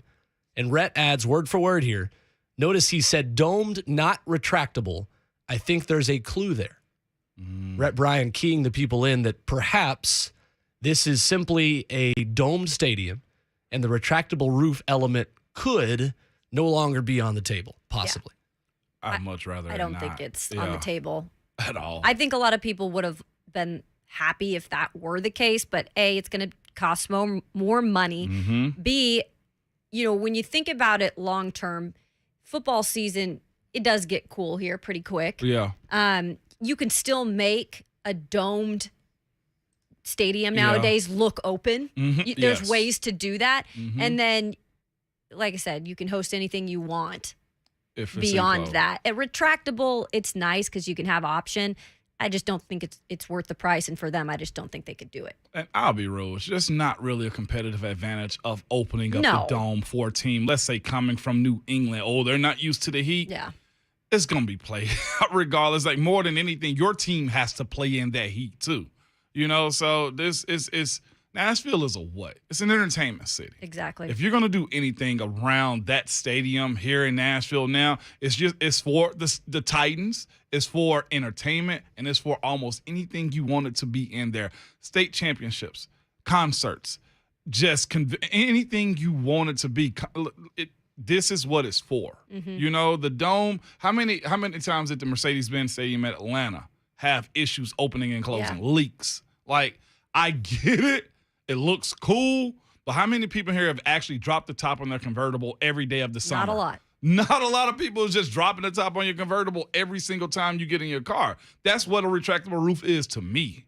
Maybe it's just the lack of cold weather people that live here like me that have I hate anything below 40 degrees. Yeah. But we don't get a lot of moderate. I know Jonathan Schaefer is going to push back on me for this. No, this is the problem. I'm the one Nobody that's likes soft here. anything under 40 degrees. I'm from the north. I don't like it under 40 Yeah, degrees. see, but it's like, people still will say like, oh, but I'd rather it be 35 than 100. I would still rather it be like 95 degrees than 35. I will take 35 over 95 every single day. See, and that's what I'm saying. Where I know that I'm different. Because That's it's like okay. my dad said, I can always put more clothes on. You don't want me taking more off. See, but the way your face just feels and like your ears, it hurts. Like I just don't like it. But that's Anyway, football, though. Moan, Too. hold on. Yeah. Aw. yeah, I don't care. But what I'm saying before I was rudely interrupted. And I'd rather have the fun bowling right now. Okay. So where's Claire? What I said was Love Claire. Anyway, that we don't get a lot of moderate football climates here. I feel like it's always either really One or the hot other. or it's way too cold. Sure. And we don't get a lot of fall in between. Like the hot season just lasts longer. Yeah. Especially if you're sitting in the sun. Like a 75-degree game, if you're sitting in the sun, does not feel like a 75-degree game. Mm-hmm. It's like 90. Yeah, right. That's what I'm saying is that like people don't feel like we have a very moderate climate in any way. Like we just switch from summer to winter and there's not a lot of in between. I think we'll get that fall game on Sunday against the Colts, and then I think it will quickly go to Yeah, it is. cold Yeah. or it's- rainy Hush your mouth. and I all wanna hear that. this. Yeah, well, it's on the way, Kevin. Well, it is what it is. It's called reality. Living in Nashville, baby. 615-737-1045, the number. We'll continue to react with that. Mayor Cooper and the Tennessee Titans, Burke Nihill, expected to talk to the media today at 2 o'clock in a press conference later this afternoon. We go back to the phones, though, where Alvin in Nashville joins us. Good morning, Alvin. Hey, how y'all doing? Good morning. Hey, welcome Will and Kayla to the team. It's been a Thank while you, since Alvin. y'all in. Welcome, y'all. Thanks, Alvin. Hey, you're welcome. You're welcome. The first thing I want to touch on, man, is it's great to be involved this morning. Another thing I want to touch on, I wish Miss Pat Summer was here to see it. Yeah. Man, I could see her right now with that cheerleader outfit on, going to the midfield right now. Yep. Yeah. Yep. But I also want to hit on. I'm glad that Hyatt had this breakout game because a lot of people forget that Cedric Tillman is right there on the sideline. Mm-hmm. So to have three receivers to cover, regardless if Georgia has good defensive backs or not, that's a lot on Georgia's quarterback to try to keep up score for score. Mm-hmm. And also I want to hit on, while we're talking about Tennessee, if they was to lose to Georgia and get in the playoffs, if they, whatever the situation is, if they make it to the playoffs and they're one of those teams that is the one loss, remember the 2019 Tennessee Titans. What do? Go in New England and win. they went into Baltimore and win. They lost to Kansas City. But remember the 2019 Tennessee Titans. Hey, Schaefer, hit Rocky Top one more time. There it is. Yeah. Love it, man. Fantastic. Can I say this, though, about the Vols defensively? Uh-oh. It is going to – there are a ton of injuries in the secondary and all that. It is going to have to be better. Those are facts with a capital FACTS. To reach the dreams they want to reach, it is going to have to be better. I'm not saying the best, but it's going to have to be better than that. Because there will be a game where the offense is not shooting on all cylinders. Odds would suggest. So the defense is going to have to get better. They've got to get healthy, and the fact that Tennessee had a walk-on corner in that game on the final drive and still found a way is telling. Because Warren Burrell out for the season. Kamal Haddon was dressed out, didn't play in this game. Christian Charles goes down with a hamstring injury about 3 plays before the final play, where you've got a walk-on cornerback guarding on the outside against Alabama's number 1 wide receiver. You were banged up throughout this game. D. Williams was forced into a role and played a little bit. You saw a lot of guys who did not expect to see the field in this game at the cornerback position. Yeah. So I think it's getting healthy as much as it is anything else. But Tennessee found itself in the same predicament it was in the first half against Pittsburgh, where it was sending extra guys to rush the quarterback. But when those guys weren't getting home, you had a veteran quarterback that was poised enough to find the hot read and make you pay. Mm-hmm. It wasn't just scrambling around. There were a lot of times where Jahmyr Gibbs out of the backfield, who is the best receiver and the best player on that offense, not named Bryce Young for Alabama, was a very good option for them. And I'm surprised he didn't get the football more in this game. Exactly. Because he was what was working for them all around. That guy is spectacular. Yes. I'll say this, though, to back in those comments, man.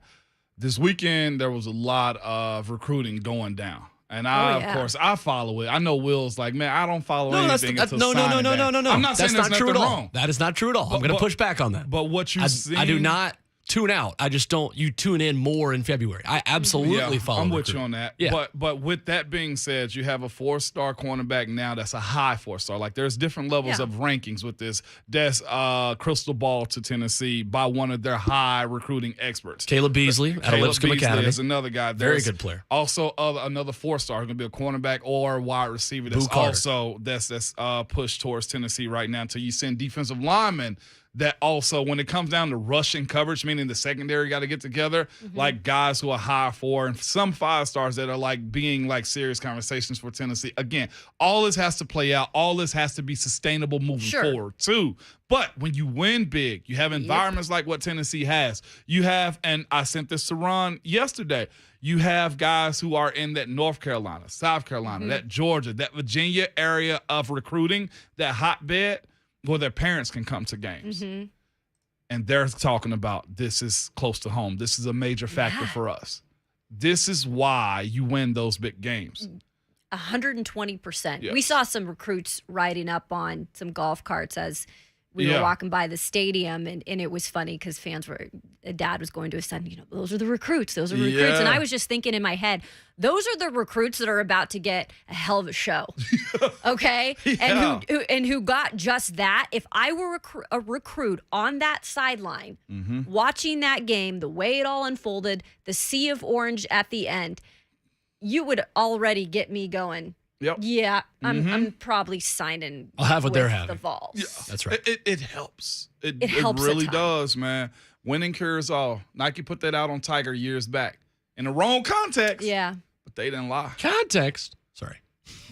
That's how I feel after the game Saturday. Joseph is up next on the phone lines before we go to break. What's going on, Joseph? Hey, calling in for the first time. Transplant from Pennsylvania. Tennessee, now stationed in Texas, and man, that game shut a lot of people up. But do y'all think there's some bias in the AP room voting on those rankings? Because Tennessee's record is the best in college football right now as far as going up against ranked opponents. And in my opinion, it should be Tennessee, Michigan, or Georgia, and then Ohio at best. So I want to hear y'all y'all's thoughts on that. Thank you, Joseph. And let's do this after the break, Kayla, because we had this conversation yesterday, and I want to get your perspective on this as an AP voter. And where I fall in this is the college football playoff ranking and the AP poll ranking are different for a reason. And there's nuance and there's context to me in the AP poll that is correct in saying Tennessee is number 3 in the country right now. So I'll give you my thoughts on why I agree with Kayla Anderson, who's going to tell you why she had Tennessee 3rd in the AP poll as a voter this week. But we can certainly have this conversation coming up next. 615-737-1045 is the number if you want to jump in. It's Ramon, Kayla Will, powered by All Four Seasons Garage Doors on 1045 The Zone.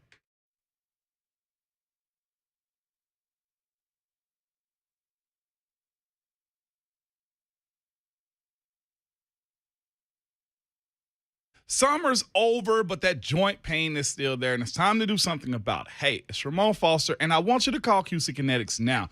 You put it off long enough, and it's time to get real lasting relief from your chronic pain, your knees and back and shoulders and hips, because QC Kinetics can get you moving again with cutting-edge regenerative treatments with no drugs, no downtime, and no surgery. Regenerative medicine uses highly concentrated healing properties from your own body to restore and repair damaged joint tissue. And QC Kinetics is the nation's leader in this exciting breakthrough natural approach to eliminating joint pain.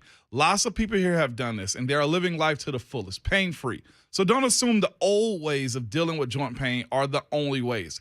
Call QC Kinetics today. Stop putting it off. Call now for a free consultation at 615-249-4024. Again, the number is 615-249-4024.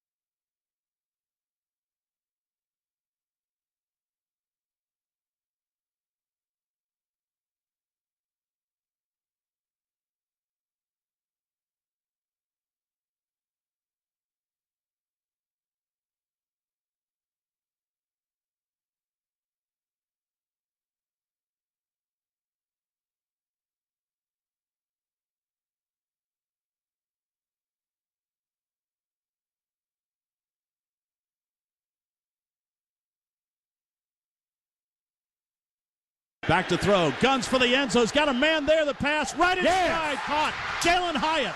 Touchdown, Tennessee. Jalen Hyatt streaking down the field, and Hendon Hooker hit him right in stride, 36 yards for a Tennessee touchdown.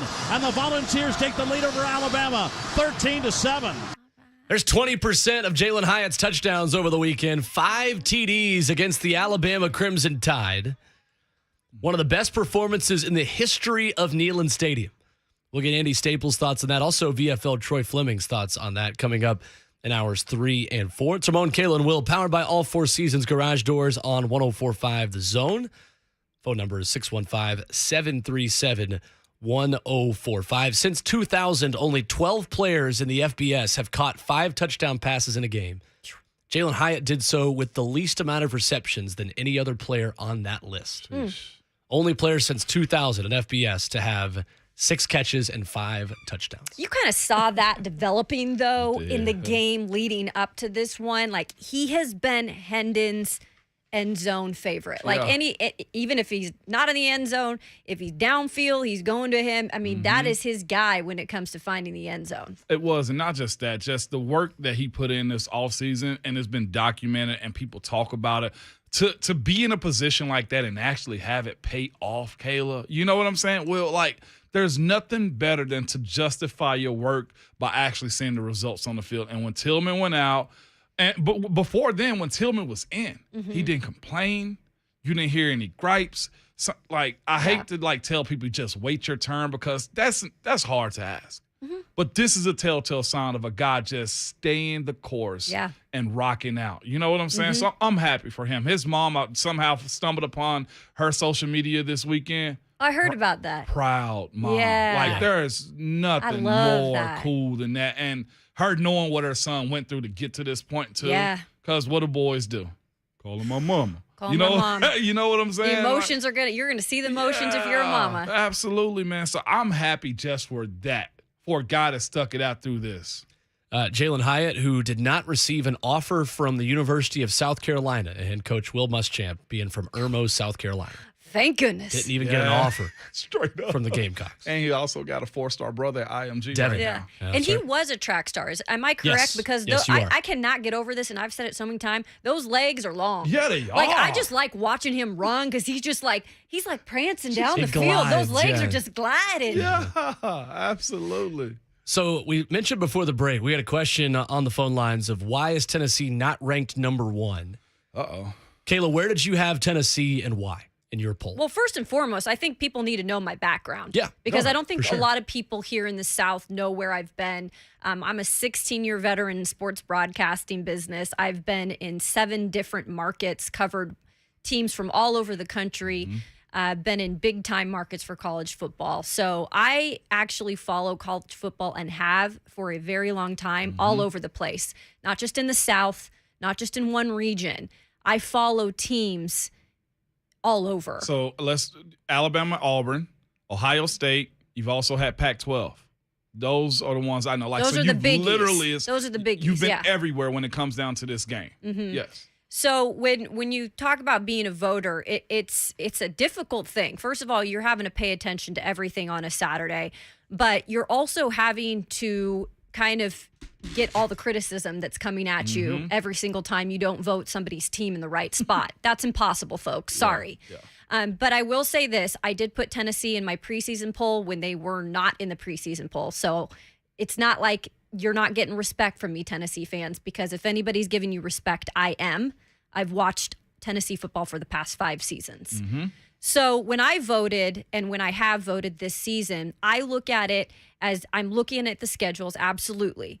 I'm also looking at the statistics. I'm looking at, okay, what teams are ahead of you? What have they done?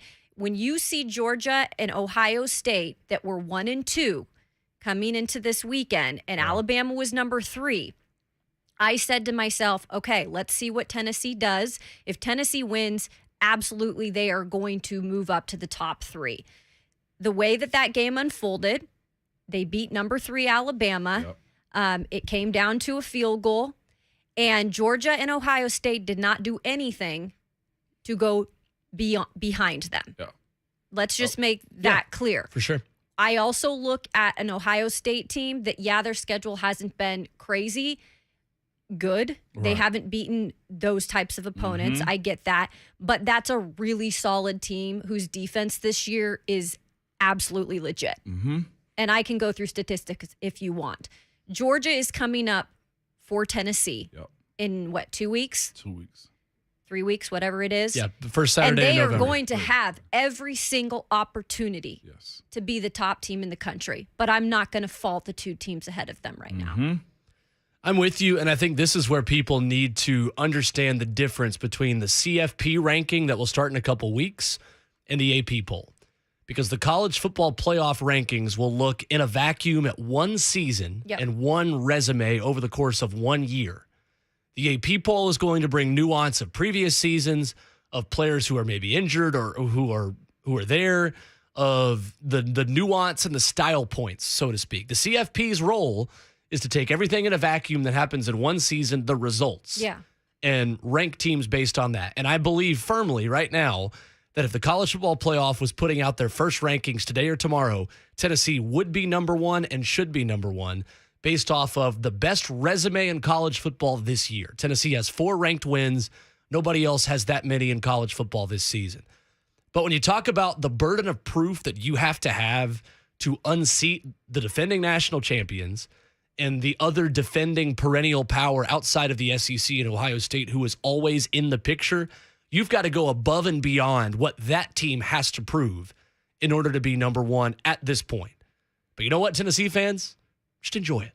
It's going to be okay. I mean, look, number 1 right now doesn't mean anything. Not something that Tennessee fans need to be worried Number 1 about. does not mean anything. No. So would you rather be number 1 for, a week and a half or whatever, and then if you fall to Kentucky or Georgia, then you're out and everyone's...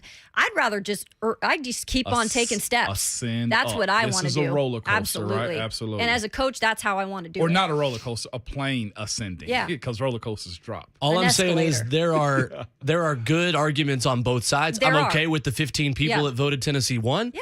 I'm okay with Tennessee being third. What we know without a shadow of a doubt is that Tennessee is firmly in the playoff conversation and has earned the right to be talked about as a national championship contender. Correct. That's the headline Tennessee fans should care about today. And to be fair to Tennessee fans, I think they've handled that part of it well. I think they get it. Well enough. Anyway. We're doing all right, Ramon Foster. We're fine. This is more take a deep breath. Deep breaths, guys. There's still a lot of season to go. It is. Deep This breaths. is just but we're bowl eligible. Somebody, absolutely. one of my old teammates at Tennessee texted me that like the second that came in, they just said, "By the way, guys, bowl eligibility." That's great. Incredible. John in Nashville will lead us off with the phone lines when we come back. We'll get to Carter as well. Curtis, more of your phone calls at 615-737-1045. It is halftime of the show. And when we come back, we continue the conversation. Troy Fleming of VFL joins us at 8:20. It's Ramon, Kayla Will, powered by All Four Seasons Garage Doors at 1045 The Zone.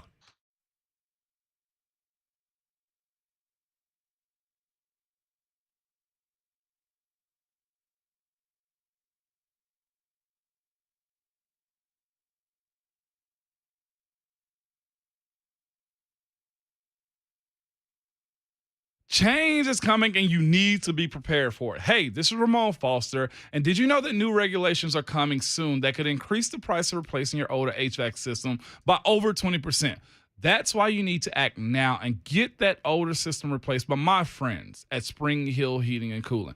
They offer 18 months with no payments. You can lock in today's price and not have to pay until spring of 2024. Or you can get up to $1,500 off your new HVAC now. Spring Hill Heating and Cooling is always backed by a 10-year parts and labor warranty on York products. And Spring Hill Heating and Cooling is also a York certified comfort expert company. And if you're in need of repair work also, they offer free service calls with their repairs, plus low monthly payments on those repairs. They are the heating and cooling company and can take care of all of your HVAC needs. Spring Hill Heating and Cooling, available anytime at springhillac.com.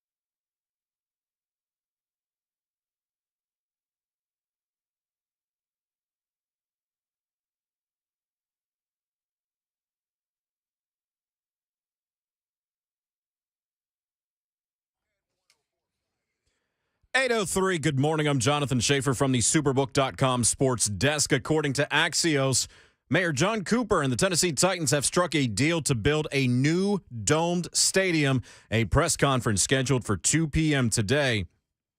The stadium will cost up to $2.2 billion, according to a budget the city approved earlier this year. Metro Council must still approve the deal. Following their historic 52-49 win over Alabama, the Tennessee Volunteers are now number 3 in the AP Top 25 poll, trailing only top-ranked Georgia and Ohio State. The Vols received 15 first-place votes.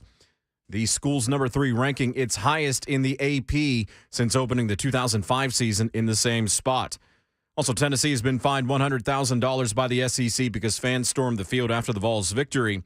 It is their second offense of that rule by the SEC. The first offense, according to the conference, was when fans stormed the court in a 2006 basketball game against Florida.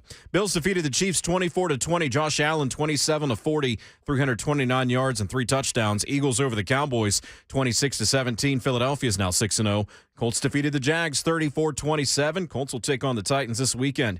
Monday Night Football, Broncos-Chargers. You can hear that tonight here on The Zone. And the Yankees defeated the Guardians 4-2. A decisive Game 5 is tonight. All your foundation repair and waterproofing needs, visit USSTN.com. Breaking news at once on your Over the Titans and the Vols. This is 104.5 The Zone.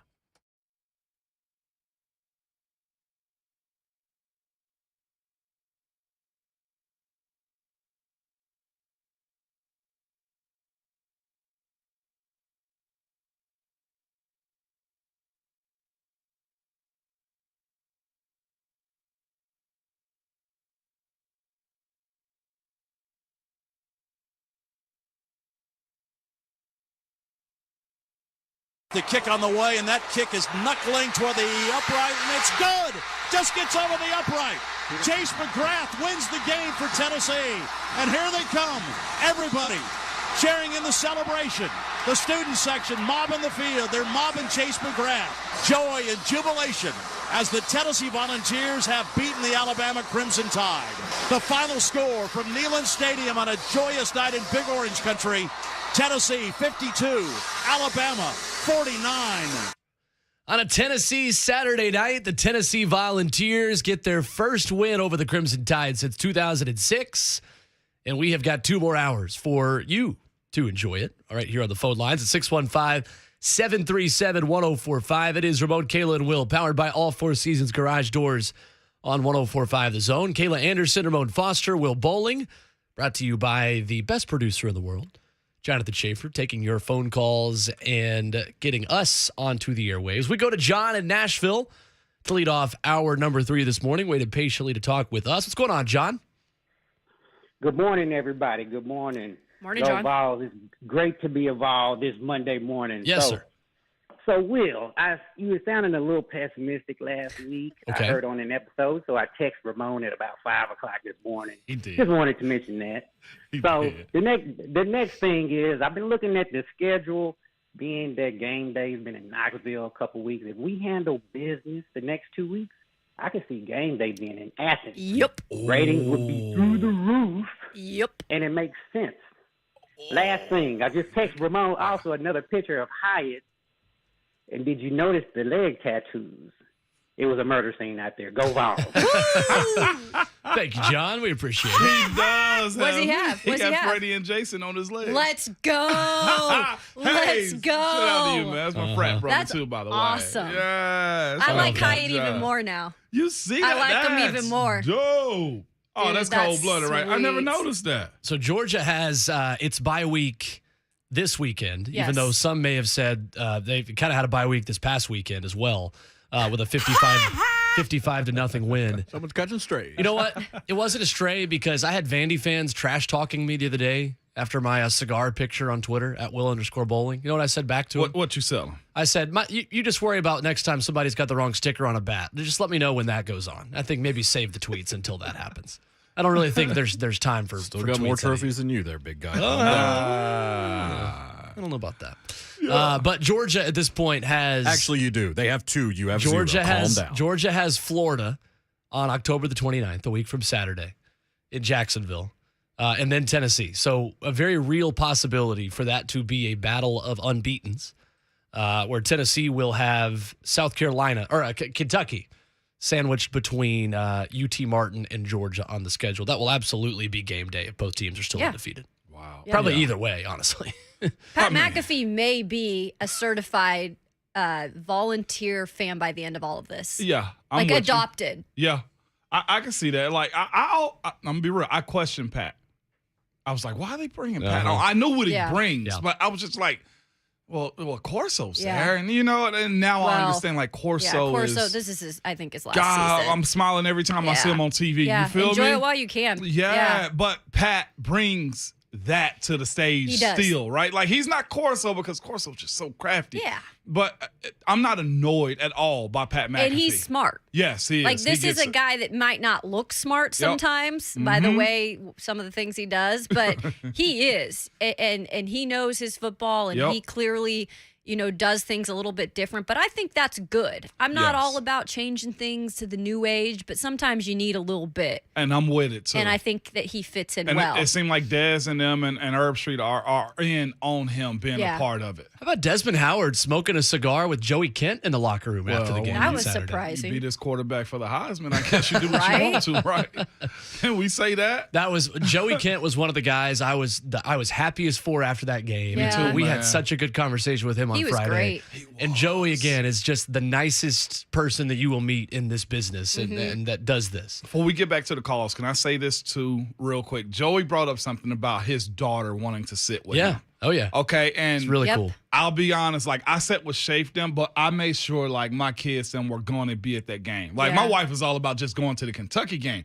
Good thing is, we got a basketball tournament that weekend, so we can't go to Kentucky. And I was like, Keish, y'all need to come to this Alabama game. I was like, you need to see this one.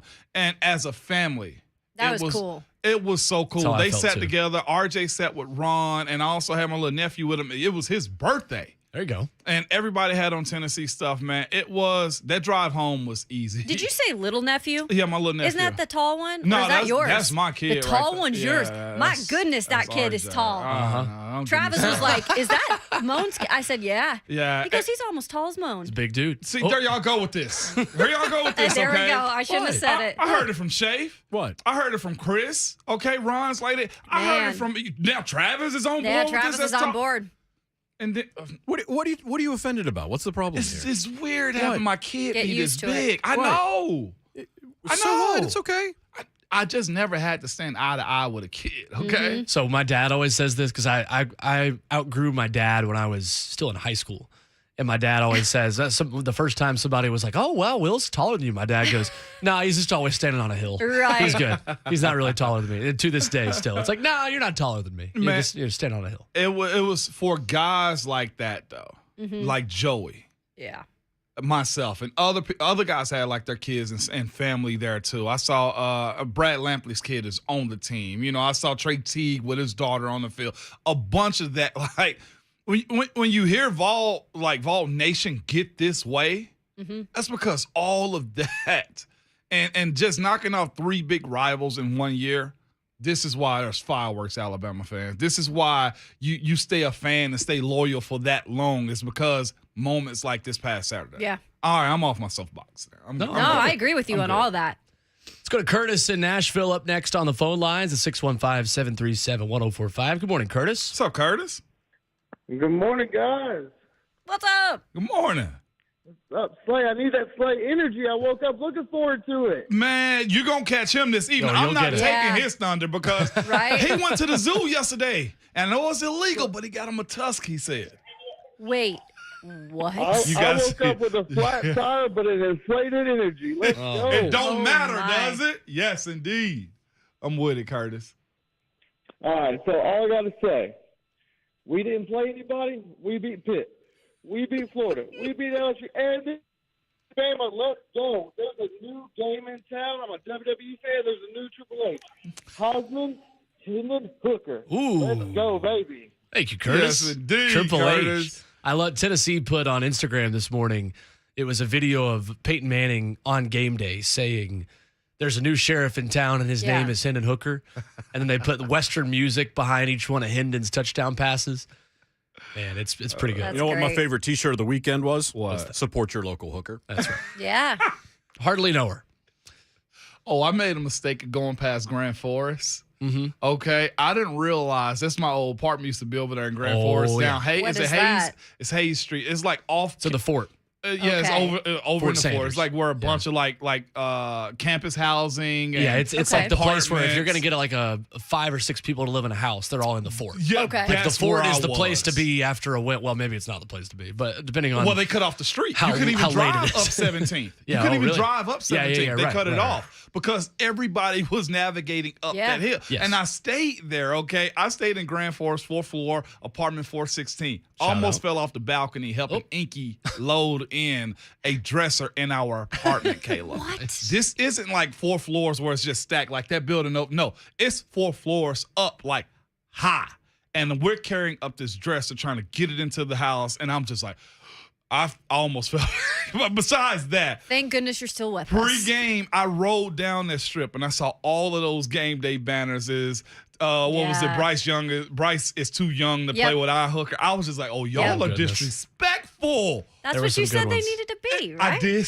I You did say did. that. It was awesome seeing that because I had never seen it before. Not like this, you know what I'm saying? Where the frat guys are trying to get people to park in their yard and everything. I was just like, y'all just really hustling today, huh? Yeah. Do Huh? it while you can, right? Yeah, you better. Not only did Tennessee beat Alabama, but coming up, we revel in the fact that Ramon Foster, there was a fullback dive for a touchdown. It was. And we've got a former Tennessee fullback, and Troy Fleming, who will join us and get his excitement not only on Tennessee winning, but Tennessee going in an I formation and giving the fullback a little bit of love. Princeton Fant, Nashville kid, getting the touchdown. We talked to another Nashville guy from right here in Middle Tennessee. VFL Troy Fleming joins us next. We'll get his perspective on Tennessee's win and his point of view on where Tennessee should be in the playoff and national championship conversation. Still feels a little surreal to say that. I'm not going to lie. It's going to take some getting used to. I'm going to enjoy getting used to Take it. the surprise out. It's Ramon, Kayla Will, powered by All Four Seasons Garage Doors on 104.5 The Zone.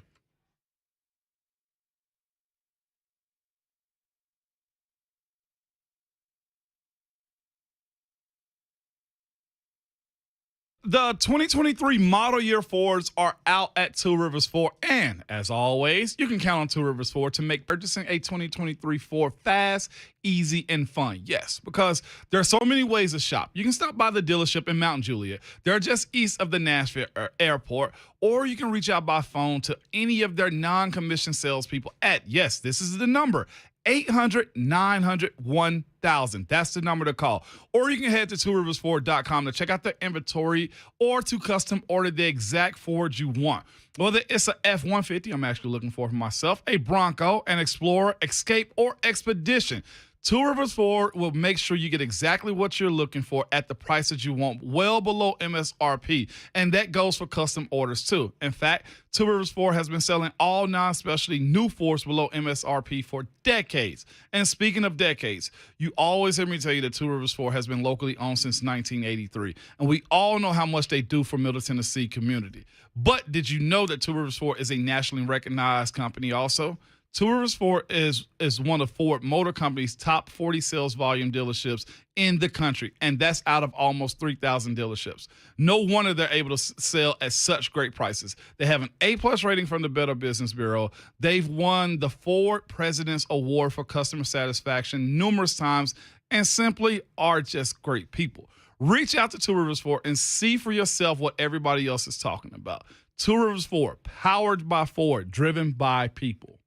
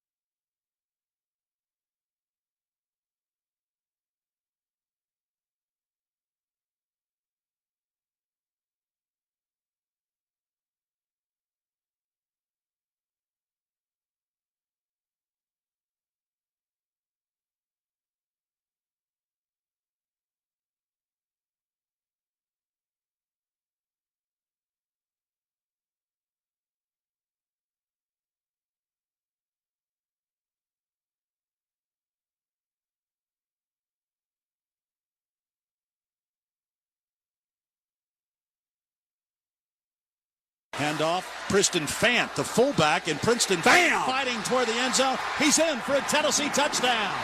Princeton Fant played running back when he first got to Tennessee. They moved him. Now back at fullback, gets the handoff and scores a Tennessee touchdown on that bonehead play by Alabama. Tennessee gets the win 52-49. Not only did they get the win, they went under center in I formation and scored on a fullback dive. We as a society are not talking enough about that part of Tennessee's win. It is Ramon, Kayla Will, powered by All Four Seasons Garage Doors here on 104.5 The Zone. Will Bowling, Kayla Anderson, and Ramon Foster with you. As we go to the Mark Spain Real Estate Hotline and check in with VFL Troy Fleming this morning. Troy, how big of a smile did you have on your face seeing a fullback dive for a touchdown for the Tennessee Volunteers? It was shocking. It's almost like if I'd won the lottery and just frozen in time when he lined down. And obviously what made it even better was the second effort of having to get in. So it was an awesome play, and I was very happy that the fullback scored. It's been a long time, but also it's been a long time having the victory of Alabama. Sure is. What was your reaction to just this win? A roller coaster for 60 minutes on the field and what felt like about 5 hours off the field. From the VFL perspective, what did this win mean to you?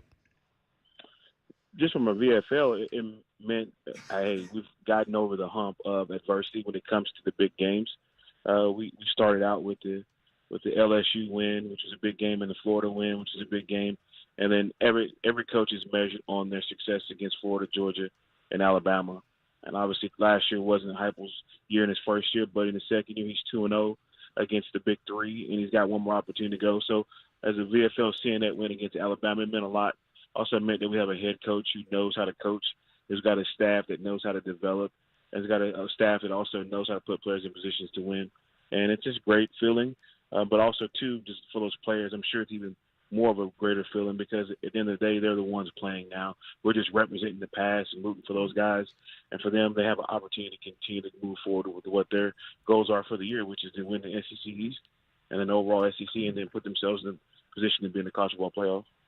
Troy, that's something you just brought up a second ago, man, the big three. Alabama, Georgia, and Florida, man. Why is it that those three weigh so heavy, man? And it's also maybe unfairly you throw them on a new coach whenever they come in like this too. It's just because of the history that Florida, and really with Florida, everybody knows that Steve Spurrier. He's the one had took this rivalry to the next level, and just his comments, you can't spell citrus without UT, or it's just that gloat or that little crack of a smile in the corner of his mouth or rubbing it in. And then, obviously Saban got into Alabama and it turned into a juggernaut. And then Georgia for years struggled to beat us, and then now they've kind of turned the corner where now they're dominating us as well, because since Kirby's brought the Saban game plan over to Georgia. But for a head coach, again, those three programs are rich in history, rich in championships, and if you want to be the champion, you got to be up there with those guys in the top echelon winning. And obviously that's why they're considered to be the benchmark for any SEC coach, particularly one here at UT. Man, Troy, we got a similarity in mind here, man. I got to Pittsburgh after they won the Super Bowl in 2009. You got to UT in 99 after they had just won in 98, man. I hate it, but I live on, okay? With that being said, are you getting some of that feel when it comes down to environment, recruiting, culture that you saw? You lived in that era of college. I got the back end of it. Where are you at in that field, that look, and just where we are right now? Yeah, I think a couple years ago the saying feels like 98 started circulating around, and it truly does. And you can tell from one of the coaching staff, Former had a great staff, great recruiting staff. I think even Coach Gardner might have been on the staff at the time. So, and then you look at the players, they're getting back to kind of with players that we had when we were here, as well as when you were here, that are 4 or 5 stars, and even not even high 4 and 5 stars, but guys that come in and you knew could play, and they were dogs that were going to go after them every time they got an opportunity to step on the field. And then the atmosphere in the town.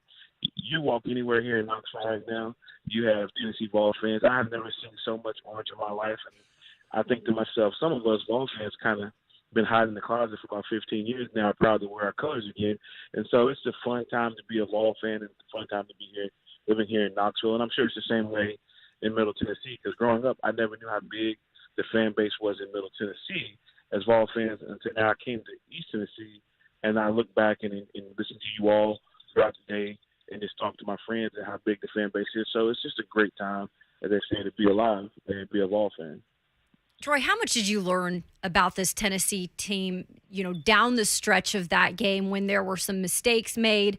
Obviously, the mishandle with Hendon Hooker, the interception, but in Vol's past, maybe wouldn't have rebounded from that. In this case, did. How much do you learn about a team in those type of moments, in that caliber of a game? Well, the biggest thing I learned about this team in those moments was they're resilient. And every time something bad happens, they flash the player that it happened with, and they flash to Coach Heupel. And you can see the look on his face. It's like, okay, move on to the next play. We're gonna get a chance to get the ball back, so we're gonna go down and score. And so when your head coach exudes that confidence and resilience, the players reciprocate that, and they take that demeanor of their coach on. And they knew when the fumble happened, part of me, my heart sank. But when my heart sank right then in the moment, I heard, hey, it's all good. They scored. We're going to go right back down and tie the game up. That's exactly what we did. And so, again, players take the demeanor of their head coach, and we got a great head coach. Yeah, Josh Heupel has had this team prepared for every game this season. I think a lot of people, you look at UT Martin, Kay, so you get past UT Martin, you look at Kentucky, and I think some people are already trying to say, oh, this could be a trap game. But I feel like if you really watch how Heupel prepares this team, game in and game out, it is one game at a time, as cliche as that might sound. But, I feel like, are you worried about anything like that? Because it is just different how he's preparing this team. Yeah, I'm not worried at all. Obviously here, I coach ball here at Knox Catholic under Corey Mobbs, and we have a saying 1-0. And that's one game at a time. And at the end of the night, you want to be 1-0. And I think that's the same mindset that Coach Heupel and his staff have. You can't look forward beyond your opponent. You prepare for all, and you respect them. But also, too, UT Martin's going to come in there fired up. It's homecoming. It's going to be live and loud. Everybody's back on the hill, excited. They're going to take care of business. And then they know Kentucky still has athletes. The running back Rodriguez is back. Levis is back. I think the young kid, and correct me if I'm wrong, Ramon from Pearl Cone down there. Berrien Brown. Yep. Man, I don't know how he got out of the state of Tennessee, but that's another story for another day. But they have players, and they're going to come, and they're going to be ready and be prepared to try to knock Tennessee off. So now Tennessee has a target on their back. So they know, hey, everybody's going to give us their best shot, and we're going to be prepared. VFL Troy Fleming with us this morning on 104.5 The Zone. Troy, where does Jalen Hyatt's 5-touchdown performance rank for you among the best single performances you've seen in a Tennessee uniform? It has to be the best. I was there the night Kelly Washington went for 252, I believe, against LSU. But, man, to watch him, and literally, I love to watch him run routes, and it's just flawless and effortless on how he runs, and then just watching him run by those guys. It's like watching a deer run parallel to a car and outrace it. Yep. To see him run and to see him catch, and to hear his humility as well, and deflecting the attention from himself and putting it on the team. This is a team game, team effort. The offensive line has done their job in protecting Hendon in order for him to be able to make those big plays for those guys. And in years past, when we had the opportunities to make those big plays, those plays weren't being made. And now they're being made. They're being made by guys who have confidence in themselves. And again, it's funny, people say, well, you should be happy that Jeremy Pruitt brought you this talent. Well, Jeremy Pruitt had the same ingredients, and he just was a terrible cook. So don't get mad that Coach Heupel is cooking up something special with the same ingredients that you had. Again, it goes back to resilience, but also, too, I think it goes back to Coach Heupel's days as being a player, not knocking anybody else who was a coach that was a player, but this guy has been in big moments. He's won a national championship. He's been a Heisman runner-up. So he knows what that big moment feels like, and he knows how to calm those nerves in those moments, and that's what you want in a head coach. Yep. Troy, how impressed were you with this offensive line? You mentioned them keeping Will Anderson in just 1 pressure, 3 tackles, and 0 sacks. Was that one of the biggest surprises that comes out of this game for you, is how well that group played? Man, those guys played exceptionally well. To do what they did with Will Anderson, but also, too, at the end of the day, when you look at the stats, I think we rushed for 182 yards, and that Bama went for 114. Right. So you have to give praise to our defensive front seven as well, on their ability to stop Jahmyr Gibbs, who is a heart attack waiting every time he touches the ball. So, again, kudos to the defense line, but big props to the offensive line on protecting the quarterback, giving him time in the pocket to be able to go through his first and second and get to his third read sometime. And then their ability just to pound and ground. The running backs ran well when they opened the holes. And, again, it's a different mindset. This is a team that believes that they know they're good. And now that they've seen that they're good, I feel for other opponents as we see coming down the stretch, because we're going to come out there with a ton of confidence knowing that we're the better team on the field. Troy, it makes my heart smile, man, when the O-line, the fullbacks can get some love in games like this, man. I know you feel where I'm coming from, T-Roy. Oh, man. I'm loving it myself, dude. It's just old school. And to say fullback, some kids, when they ask me, did you play football? Or you just a big guy? I said, no, I played football. They'd be like, did you play line or linebacker? I said, I was a fullback. They go, what is that? You should have tell him where your daddy at so I can talk to him. Don't get me started, Troy. I didn't like that. That sounds like what Princeton Vance said to the Alabama linebacker on the goal line, too. He said, where's your daddy at so I can talk to him? I'm him. Yeah, that's right. Absolutely. Troy, I was listening to y'all post game, man. By the way, really good job, man. I enjoyed every single call and comment y'all had on the way back to Middle Tennessee. But you mentioned, like, the question I have for you, man, is hearing some of those callers, some of the older callers, and also some of the newer, younger callers that y'all had on too, man. It was almost like you're happy, but there's hesitation. Troy, as a VFL, man, I think it's okay to say in what you've done this year and in 2 years, it is okay to feel good about this. Absolutely, it's okay to feel good about this, and you should feel good about this, because when you look at the significance of what we've done, I know Tyler Robbins and Eric Ainge, who I do pregame with, we were talking about this. I think Saturday was his 18th game as a head coach at UT, and now you have them, which they should be the number one team in the nation, which is a totally different conversation again for another day. But they're ranked number 3, 6-0, sitting pretty, and can control their own destiny. And I hate using that phrase, but truly they can, because if they win out, they know where they're going. And even if they lose, they still know where they're going. Because I feel like at a one loss, they're still going to get in the college football playoffs based upon their resume. But it is great to have those expectations and to go out and be confident, because like I put on my Facebook post, I'm going to be off the chain with my comments in a professional manner about Vol football. But I'm letting everybody know, don't come at me anymore with that whole, well, you guys can't do this, you guys aren't back. No, Tennessee's back, and they're probably going to be bold and bigger and better than ever. And also on the other end of that too, man, this, and I want it from a former player's perspective. Alabama had every shot to take this over. And I don't want to say they couldn't, but they didn't, Troy. Explain that to where there's no ref calls when you got Jalen Hyatt with 5 touchdowns. There's no ref call when you got your guys making dumb penalties like the freshman right tackle that Alabama had. There's no ref calls when you pick on a guy that transferred to Alabama. None of that goes into factor when you give up 52 points. None of that goes into factor, and it also doesn't go into factor that you do a bonehead play on special teams and you want to go down there and touch a punt and get hit. Like that's just, as you use the word, brain farts and a lack of concentration, a lack of discipline on their part. But Alabama's secondary, and I've been saying it for the last year or so, their secondary doesn't have the elite defenders it's used to seeing, and they're vulnerable. And obviously our receivers are elite. And when we get our other receiver, Cedric Tillman, back, it's only going to make it scary now, being able to have 3 guys and your tight ends and your fullbacks being able to stretch the field and work underneath and go deep. So now it only makes it even better that our offense is going to be more explosive. And again, kudos to Alabama. I'm glad Bryce Young played, because I didn't want to hear the Alabama fans saying, well, you guys won without our starting quarterback. No, he's a phenomenal player. Great player, Heisman Trophy winner, and he showed that Saturday. But guess what? They didn't do enough to beat Tennessee, because Tennessee wanted more, and they did everything that they could to give the Alabama game at one point. But guess what? They bounced back, and they took care of business. And it shows you that's a team that's maturing, and you can't get mad at that, because we're heading in the right direction.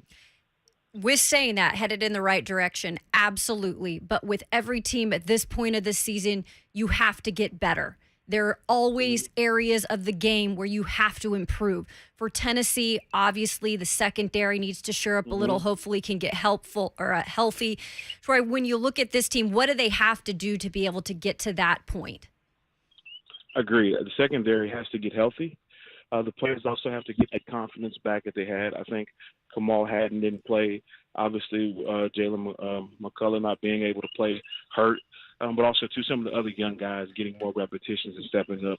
Again, a game like UT Martin is an opportunity for those guys to get more in-game reps. Right. Obviously, you know you're going to take care of business with the starters, get them out by halftime, let the young guys get in and play the second half, get the rest of their need, because you're going to need more DBs, because the way offenses are nowadays, they're running 80, 90, 100 plays a game. You need all the defensive backs you can get. And also, too, I just think, again, the other area of improvement, again, is when we get the opportunities is special teams again. I know I hadn't had a big chance. I know last year we made some good plays under Coach Eckler, but given the opportunity, when they get an opportunity to make a big play in the special teams, I think that's going to be very helpful down in the stretch of the season. I love it. VFL Troy Fleming here with us on 104.5 The Zone. Troy, enjoy this win over the course of the week. I know you will. Appreciate the time as always. We'll do it again soon. All right, you guys take care. Appreciate it, Troy. Yes, sir. There is Troy Fleming with us. When we come back, a couple of NFL headlines and a little bit of breaking Titans news on what one roster move they've just reportedly made could mean for the return of one injured player coming back onto the Tennessee Titans practice squad. That's next. It's Ramon, Kayla Will, powered by All Four Seasons Garage Doors on 104.5 The Zone.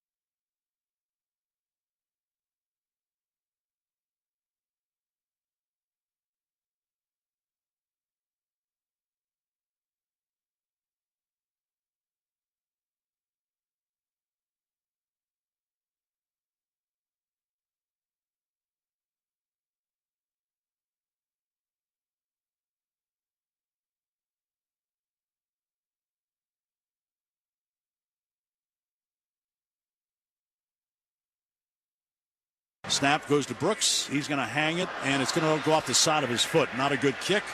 He better take a short hop, and he's going to be down at the 38-yard. Get on that ball. An Alabama player picks it up. He fumbles it, and Tennessee's recovered.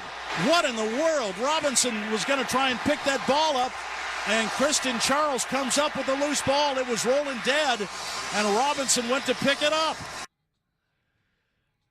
Alabama mistakes and a not very Alabama style of team that lost to Tennessee over the weekend, 52-49. It wasn't just the defense that had a bad day. Special teams gave Tennessee an extra possession, and they took advantage.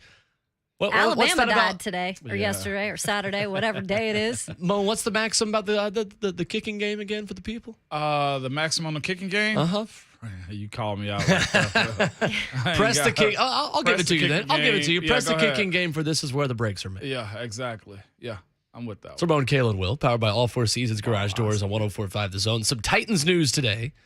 Of course, the stadium is the main topic of conversation today. Nashville Mayor John Cooper striking a deal with the Titans to build a new domed stadium per Nate Rao of Axios Nashville. And you can hear Tennessee Titans president and CEO Burke Nihill today, 4 p.m. in studio on 3HL.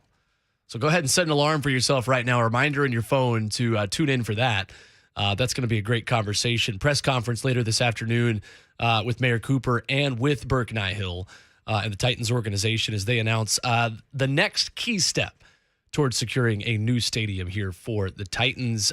Some personnel news, though, for the Titans on the field, or I guess kind of on the field, for a guy that did not have a catch for the Titans. Josh Gordon has been released from the Titans practice squad per Ian Rappaport. Josh Gordon tweeting out earlier this morning as well, thanking Titans fans, thanking the Titans. Of course, did not record a stat in 2 games that he played in. I think we obviously assumed this was going to be the case after Des Fitzpatrick was picked over him as the elevation from the practice squad against the Indianapolis Colts. I wonder, guys, if this has anything to do with Racey McMath's status and his chance of coming back into the mix for the Titans. I will be at Titans practice and at the press conference open locker room today. There we go. So hopefully we'll get some of those answers. But may I just remind you, a lot of people hate on Josh Gordon for things that he's done in the past. Look, everything that I saw of him in that Tennessee locker room, A1. professional. Yeah, for sure. Okay, so give people a chance to improve their lives, to do better. And I think that he's done that in the past few years. And, maybe football is not his future right now, but I wish him the best. Yep. And he's a human first. Yep. He's a football player second. Yep. Sure. And I have nothing bad to say about the guy when he was here. 100%, man. People forget, these guys inherit a lot early in life. And a lot of these guys, can we just be real, come from broken or unknown backgrounds to where that amount of money, that amount of pressure, no escape, and everybody depending on you, no excuse. I get it. But as you just said, you're human first. Yep. You imagine being 21, and then he went supplemental draft at that, right? So he ended up getting it early. As far as, look, life can send you a different route, even and he's admitted it. He's had some mental issues before. Right. And substance, of course, that we all know about. I sympathize with Martavis Bryant as another one of those guys. I firsthand saw that. Martavis Bryant and Josh Gordon. Yeah. Both of them. Just too much too soon with not enough, I'd say, early life guidance. Is that what you've seen from him? Correct. Okay. Let's go to the phone lines real quick. Frying Pan. Hey, now. Is hanging out with us. Been waiting patiently to chime in. What's going on, Frying Pan? What's up, Fry? Hey, what's going on, everybody? Hey, real quickly, I just want to say, first, I appreciate Kayla's insight on how she voted for the AP. Kayla, you have a great name, by the way. That's my sister's name. I have one sibling. She's 11 months older than me, and she's a Kayla, and I think my mom got it from soap opera back in the 70s or something like that. But anyhow, great name there. But, no, I'm okay with Tennessee not being number one. We know they got a world championship offense. Defense is kind of that opportunistic. And at this point, Tennessee's playing with house money. If they don't beat Georgia, it's okay. I want them to win as many games as possible. But a few other things I want to unpack real quickly. It's been a lifetime since Tennessee has beat Alabama. And I mean that literally, because 2006, I posted something on Facebook this morning. I didn't know my wife. We've been married 14 years. Both my kids were not even thought about because I didn't even know my wife. But my son got to see his first Tennessee win over Alabama Saturday night, and he's 11 years old. And then the last thing I want to say is, I love all the orange being worn out at church yesterday and Amen. Walmart out. A lot of orange. Even I'm at a car dealership right now and thinking about purchasing an orange vehicle. No, I'm just kidding in that regard. But I'm just kidding in that regard. But a lot of orange being worn today. Tour And for short. Go there, please. no Bama stuff worn. I hadn't seen one Alabama fan wearing any of their gear. But anyhow, hey, Tennessee's first victory against Nick Saban since 2001. That's right. When Troy Fleming brought that game up. I was there when Kelly Washington went off against LSU. But that's all I got. Go Big Orange. Thank you, Frying Pan. Frying Pan is one of the number one colors now Bring it. for me. Call in anytime. That's right. Anytime. Hit that emotional stock right there. Kayla's like, That was awesome. And my mom did name me after a soap opera character Straight up. back in the 80s. That's awesome. You know what I was almost named? This is not a joke. Oh, I can't wait. Oh, This boy. close. Peyton. I was Okay. this close to being named Peyton. I think you're It didn't happen. happy that it's Will. Yeah, no, I'm okay with it. I think it's Well, how many Hendons are about to be out? Yeah. No, like for real. Because it's not going to be Hooker. Or Jalen. There'd be a lot of Jalen's too. Let's make that clear. Or middle name maybe Hook. Yeah. The amount of so when I lived in Knoxville for 1 year, we moved. I was born here, moved to Knoxville for a year when I was in second grade, and then we moved back a year later. I knew so many Peytons. Did you really? I knew so many. I knew girls named Peyton who spelled Yeah. it Peighton more so than ever. There, like one of my teammates on the track team there is named Peyton. Wow. And we were the same class. Yeah. That's that close. cool. Anyway. That's awesome. Fourth quarter of the show, when we come back, 4's up around Nashville, Tennessee, because we continue the conversation with Andy Staples of The Athletic at 9:15, plus more of your phone calls at 615-737-1045.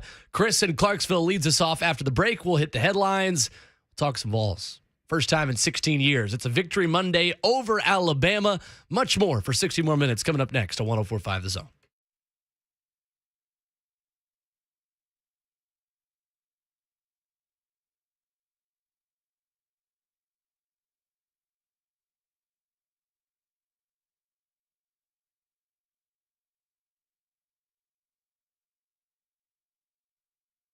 Hey, it's Ramon Foster for Window Nation, okay? And I'm here to tell you, forecasters are predicting a colder and snowy winter. I'm here to tell you this, too. If you watched the Alabama-Tennessee game with some Alabama fans and they got mad because they hadn't lost a game in like 15 years and they threw something outside of your window, you need to get that fixed, okay? Because they're sad. But I'm here with a great offer for Window Nation. If they did bust your windows or your kids went crazy too and they happen to throw one of their siblings out of the window, guess what you can get? 2 windows free for every 2 you buy and pay nothing until 2025. So you can ground them until 2025 until you have to start paying them, or you can just hold their, allowance money and make them pay it. Either way, this is a great deal. And if you're thinking about it, call them at 866-90-NATION or visit windownation.com, where you can get 2 free windows, buy 2, and you get 2 with no limit and pay nothing until 2025. Again, this was a great weekend. If you needed something to cheer about, just look at your Alabama friends that are standing in the corner of your house while you have your new Window Nation windows, and celebrate and rejoice, because guess what? Your house is now more energy efficient and you have the opportunity to not pay anything and watch them cry for a year. But with Window Nation, it'll be 2 years we'll have to pay anything. So again, call Window Nation now, 866-90-NATION, or visit windownation.com and tell them Ramon sent you.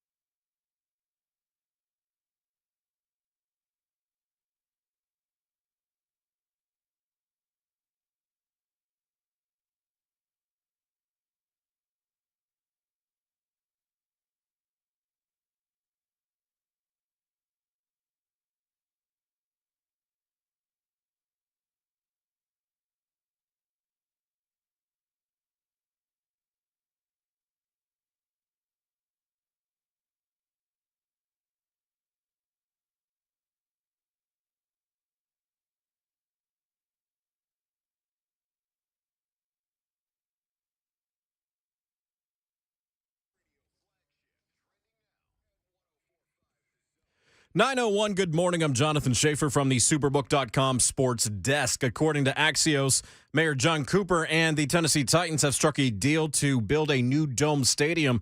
A press conference scheduled for 2 o'clock today. The stadium will cost up to $2.2 billion, according to a budget the city approved earlier this year. Metro Council must still approve the deal. Titans CEO Burke Nihill will join 3HL in studio at 4 o'clock today. Other Titans news, Josh Gordon released from the Titans practice squad. Following their historic 52-49 win over Alabama, the Tennessee Volunteers are now number 3 in the AP Top 25 poll, trailing only top-ranked Georgia and Ohio State. They did receive 15 first-place votes. Tennessee's number 3 ranking, its highest in the AP since opening the 2005 season in the same spot. To the NFL, Bills defeated the Chiefs 24-20 Sunday Night Football. Eagles 26, Cowboys 17. Philadelphia is now 6-0. The Colts won late against the Jags 34-27. Titans will host the Colts on Sunday. Monday Night Football, which you can hear on The Zone. Broncos taking on the Chargers. Major League Baseball, Yankees defeated the Guardians 4-2 yesterday. A decisive Game 5 is tonight. For all your foundation repair and waterproofing needs, visit USSTN.com. Breaking news at once on your home for the Titans and the Vols. This is 104.5 The Zone.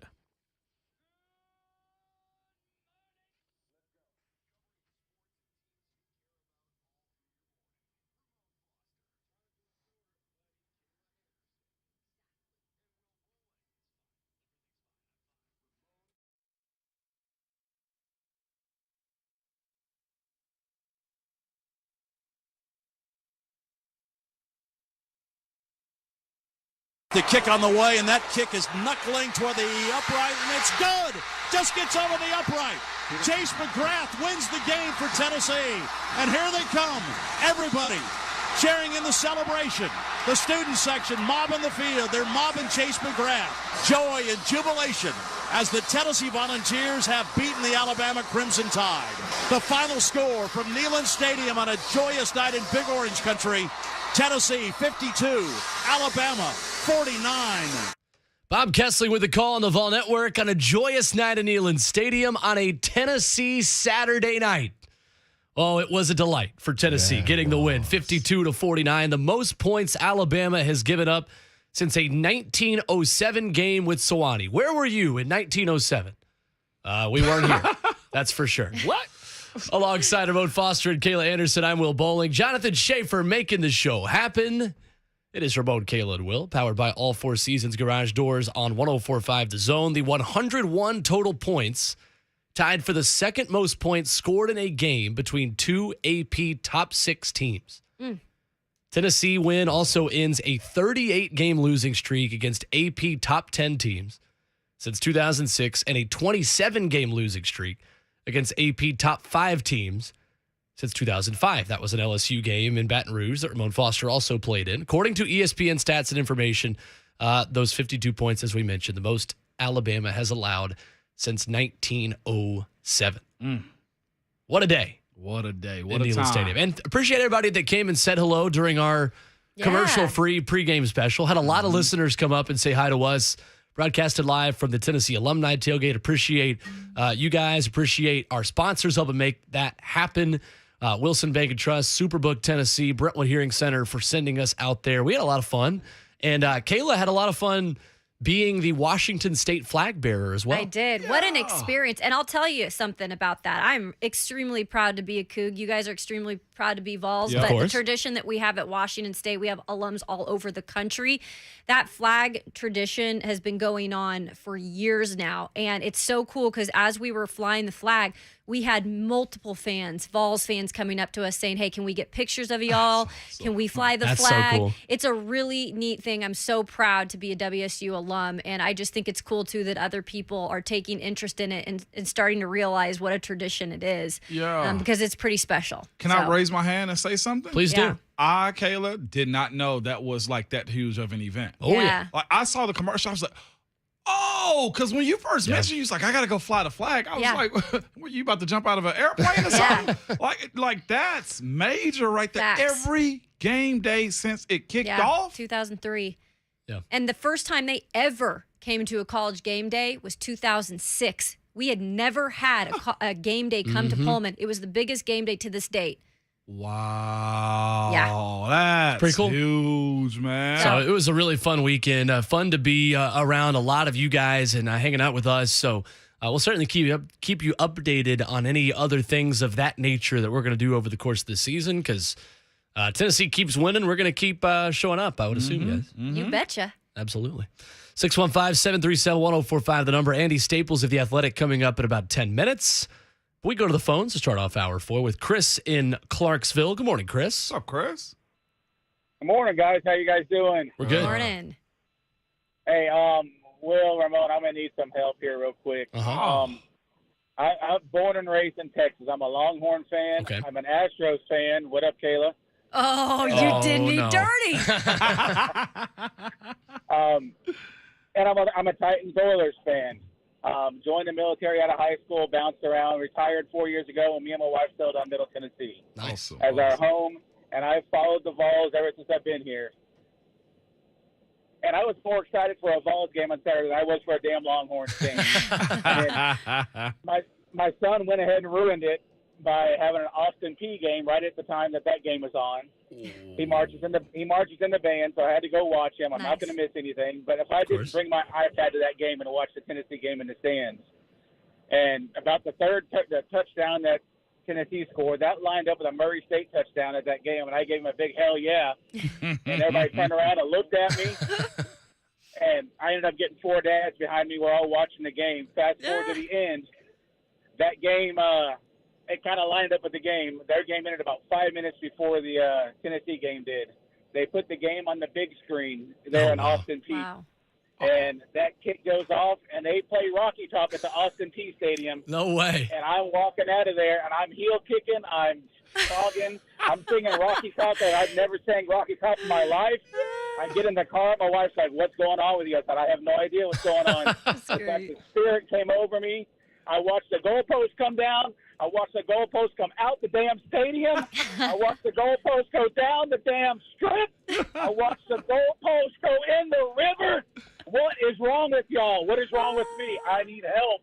Go Vols! That's great. Thank you, Chris. I love how he's like, That's I was awesome. clogging, I was heel clicking. Hey, Chris. There it is. There it is. Oh, boy. Yes, sir. 5th time today. Oh, it's fantastic. If you took the over, Yeah. you won. It's got paid. Please collect your winnings at the window. Yeah, well, where is Lisa from last week? She tweeted at us, but I need to hear it verbally, okay? You remember that? She's an Alabama fan. Also, where is this dude, JCP Bama? Remember him? JC. I do. Bama Yeah. JC. Bama JC, that's You right. Remember, he tried to talk trash, and I told him, I said, you don't want to do this, man. Like, I tried to spare him, okay? I need that same energy. Well, Lisa, though, was legit. Well, Lisa did She kind of had backhanded. points. She Yeah, did she have wasn't, points. like, She going did. crazy, She so, tweeted at me yeah. about it, and I was just like, okay, fair, but I need to hear it. No, I That's agree. all Yeah. I'm saying. You know what the Bama fans around me were hearing as I was walking out of Neyland Stadium? What was that? A poem.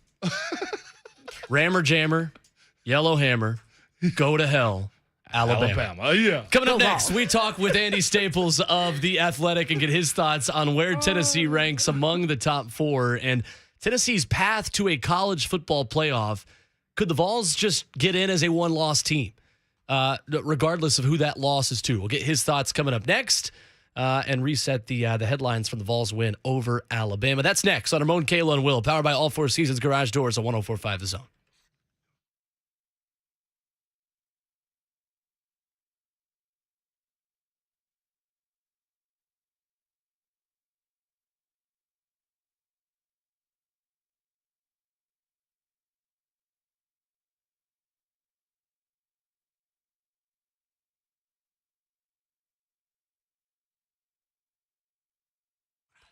Hey, it's Will Bowling here for Brentwood Hearing Center, the hearing care provider in Middle Tennessee for 40 years. Look, I get it. It's so easy to put off your hearing challenges, and it's hard to know if you've got an issue and you need to get it checked. Maybe you got that one family member that just keeps telling you, look, you can't hear me when I'm talking to you. I hate repeating myself, right? We all experience that. We all have those relationships in our lives. And if you or someone you know you feel like could benefit from better hearing, Brentwood Hearing Center is going to make it easy. What they're going to do is they're going to make it easy as possible for you and give you an individualized solution that's tailored to you specifically. They're going to get to know where you're having the most trouble hearing, pinpoint the places. Maybe it's a crowded restaurant. Maybe it's in a stadium. Neyland Stadium was pretty loud on Saturday. Maybe you can't hear the person sitting next to you. Brentwood Hearing Center has the most advanced technology on the market that can also connect wirelessly to your phone, to your television. It's like always having a pair of Bluetooth headphones on you at all times, listening in surround sound. 615-377-0420 is their phone number. BrentwoodHearingCenter.com. They are the hearing care provider in Middle Tennessee for a reason. 615-377-0420. Brentwood Hearing Center. Better hearing, better life.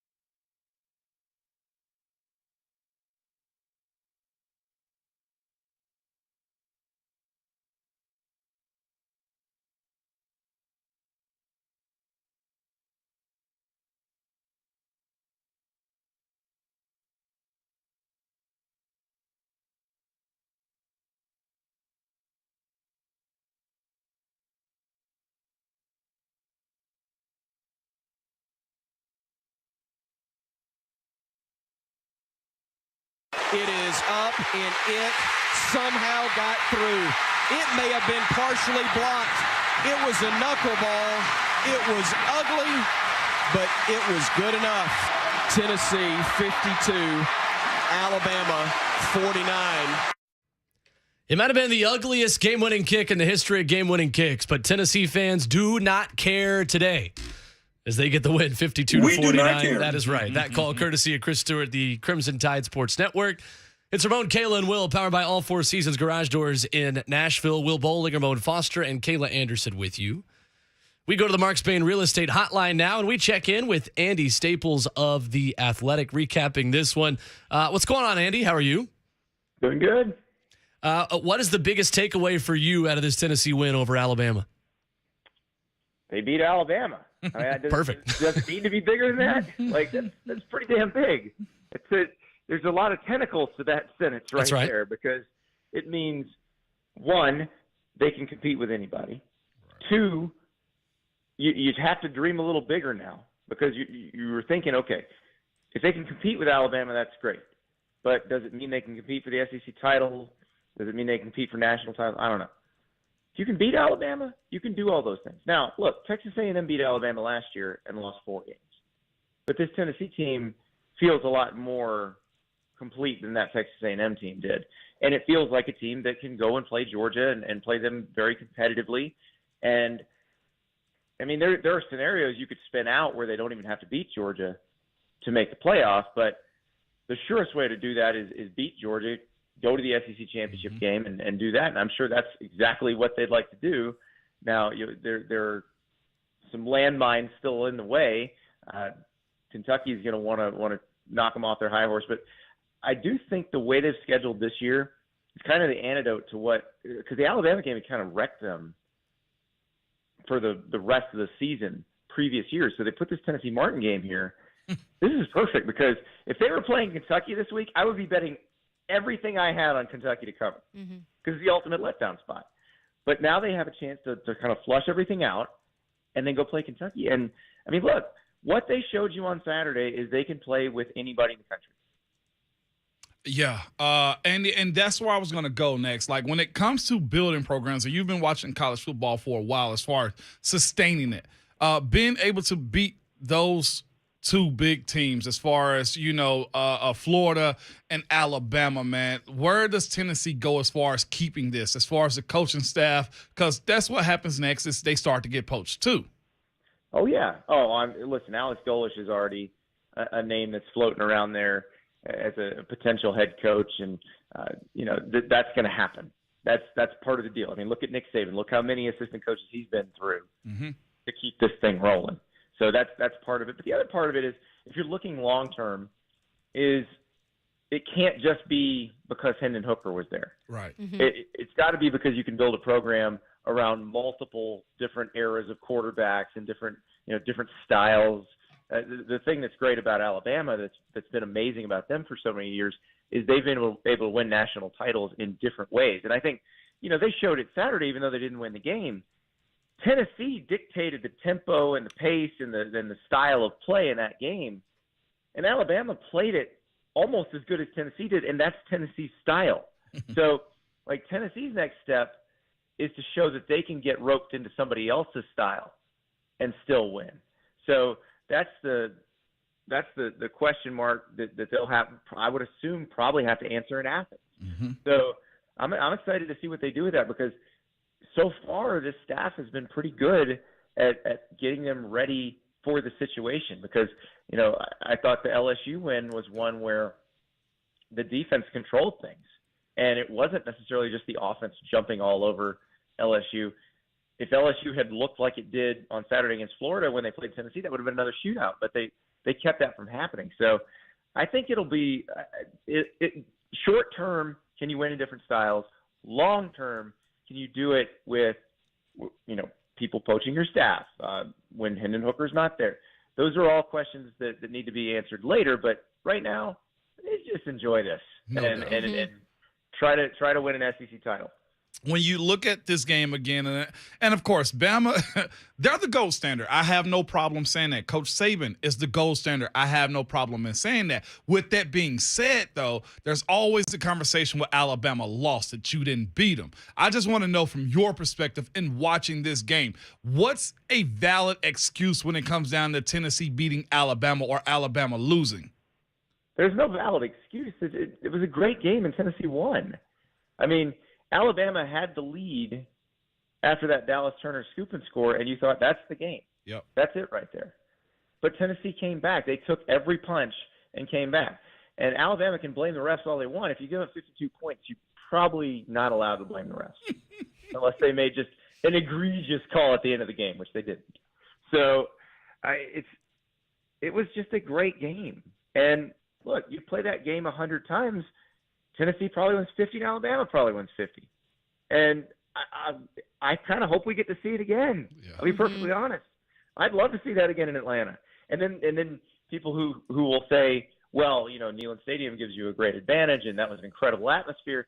Okay, fine. Put it in a neutral site. Let's play it again. Listen, if I can get Hendon Hooker versus Bryce Young again one more time, I will take it. Yeah. Andy, the talk here after a big win like that, obviously being around so many Vols fans, is, okay, they're deserving to be the number one team in the country this week. I want to get your perspective on clearly a very good schedule. They've beat, now 4 AP 25 ranked teams.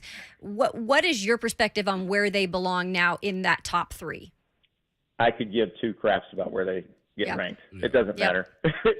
They play Georgia. They play Kentucky. They're going to have to play – if they beat Georgia, they're going to have to play somebody, probably Alabama again, but maybe Ole Miss in the SEC championship game. They'll be ranked where they need to be ranked if they keep winning. It doesn't matter where they're ranked right now. I mean, the rankings that count don't even come out for another 3 weeks. Mm-hmm. Mm-hmm. So Tennessee being a program that has so much tradition and now kind of being back – how big is that for college football, having a program like this, now getting this kind of credit? Oh, it's great because you've got it. One of college football's most passionate fan bases. You've got a program that people who don't root for Tennessee, there are no, kind of lukewarm feelings about Tennessee. You either love them or you hate them. And that's great because that passion is what makes this sport so great. What you saw after that game, that catharsis and all that emotion, that's everything. And so now those Alabama fans, they've gotten to where, Tennessee, they're cute little, love that little shade of orange, but we just beat them every year. Now it's like, we hate them again. So, I mean, how great is that for the sport? Yeah. Yeah, no doubt. It is interesting, Andy, just being around here and growing up in this city. The amount of Alabama fans that would pity those of us who have University of Tennessee diplomas and say things to the tune of like, I want this rivalry to be good. And, I want you guys to be better, are singing a very different tune today. There's no doubt about that. No, yeah, they're blaming the refs. That's right, they are. No, they're not used to losing. It's hard for them. But what's funny is Alabama may still win the national title. Right. Like, they've been through this before. It's not like they haven't won the national title as a one-loss team. So they really probably need to chill on that. But it was just so much fun to see that town get to celebrate like that because we all know what Tennessee's been through as a program. We know, there's a lot of stuff that Tennessee fans had no say in. They're just, and that's why I had their backs on the Greg Schiano thing because they were tired of having no say in watching the administration make bad decision after bad decision. And now they didn't hire Schiano, and then they went and made another bad decision. But the fans just had to sit and watch that, and it's frustrating. And finally, they have a team not only that is winning, but is fun to root for. Like, this is everything they could have wanted. Yeah, it definitely is. And I read your colleague David Uppen had a great piece as well on following the goalpost around downtown Knoxville that ends up in the bottom of the Tennessee River, which is just fantastic. But this is what Andy, makes college football what it is, right? I mean, lifting a trophy in an NFL stadium at the end of the year is great, but there are so many teams in college football that there aren't enough of those championship moments to go around that, ultimately it's Utah storming the field after beating USC. It's that kind of environment that makes college football what it is. And Andy, just from the Tennessee perspective, it just feels like Tennessee fans have had to watch Auburn have that moment, and they've watched Ole Miss have that moment. And it's like we never really thought we could have this moment. And then, you look up at the scoreboard, and it's a level of just a vibe in that stadium. I've been going to games there since I was 1. It's just a feeling in that stadium I don't remember having. Yeah, and it wasn't fluky. Right. That's the other Right. thing. There was nothing fluky about this. They went out and beat them. If Bryce didn't play, and I think if Bryce hadn't played, Tennessee probably would have won by about 3 touchdowns. Right. But if Bryce didn't play, then there'd be that excuse sort of hanging out there. Well, you didn't beat them at their best. Bryce played, and he's tough. Incredible. He was awesome. Yeah. He was incredible, and Tennessee still won. That's the most amazing part. That they've done this quickly, because I remember sitting there in January 2021, February 2021, as guys are pouring into the transfer portal, saying, what on earth are they going to do? It doesn't matter who they hire. They're 5 years behind now, because how do you recover from that? Right. Well, you recover because you had a quarterback transfer to play for the old staff, get passed over, hang in there, and turns out he's the perfect guy for the new staff. And then you have this new staff that makes football fun to play. They combine the guys like Cedric Tillman, who had 6 catches in 3 years, and suddenly he becomes a superstar. And then other guys like Brew McCoy, who came from USC, was not, had never lived up to his recruiting hype, and now seems to be doing that. Jalen Hyatt from South Carolina didn't get recruited by South Carolina or Clemson. 5 freaking touchdown catches against Alabama. Come on. Yeah, and that's where I was going to next, Andy, is that aspect of it. Like, we're used to seeing Alabama and, of course, watching Ohio State have these wide receivers do this. In the last 2-3 games, we've watched, Ramel Keaton go off. We watched Brew McCoy go off, and Jalen Hyatt go for 5. And Cedric is still hurt. We might not see him to after the UT Martin game, okay? What can this do as far as putting a strain on opposing defenses that we're used to seeing other teams do this type stuff? I mean, I don't know that I'm going to go as far as 2019 LSU, because that offense literally had an answer for everything. Yeah. But it's heading there. I mean, with Cedric Tillman, if he's back, mostly 100% for the Kentucky game, Georgia game, I mean, that's a pretty loaded lineup and makes it tough. I mean, you looked at Alabama, and they're not. This is not the best Alabama defense there ever was, but it's a pretty good one. Mm-hmm. There's, the DB. There's some first round type DBs in there. Will Anderson is an obvious top 5 pick. Dallas Turner is going to probably be a very high draft pick. Chris Braswell is probably going to be a very high draft pick.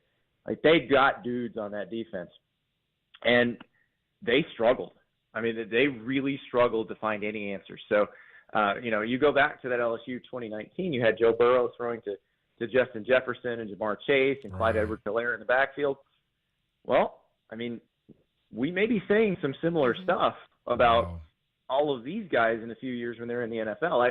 I don't know that Hendon is quite as dynamic as Joe was, but shoot, he does this a few more times. I may change my tune on that. You went right into my question, Andy. I mean, we praise Bryce Young, and rightfully so. What a heck of a player. The way he composes himself in situations, goes to the sideline, shrugs it off, and goes in for the next play.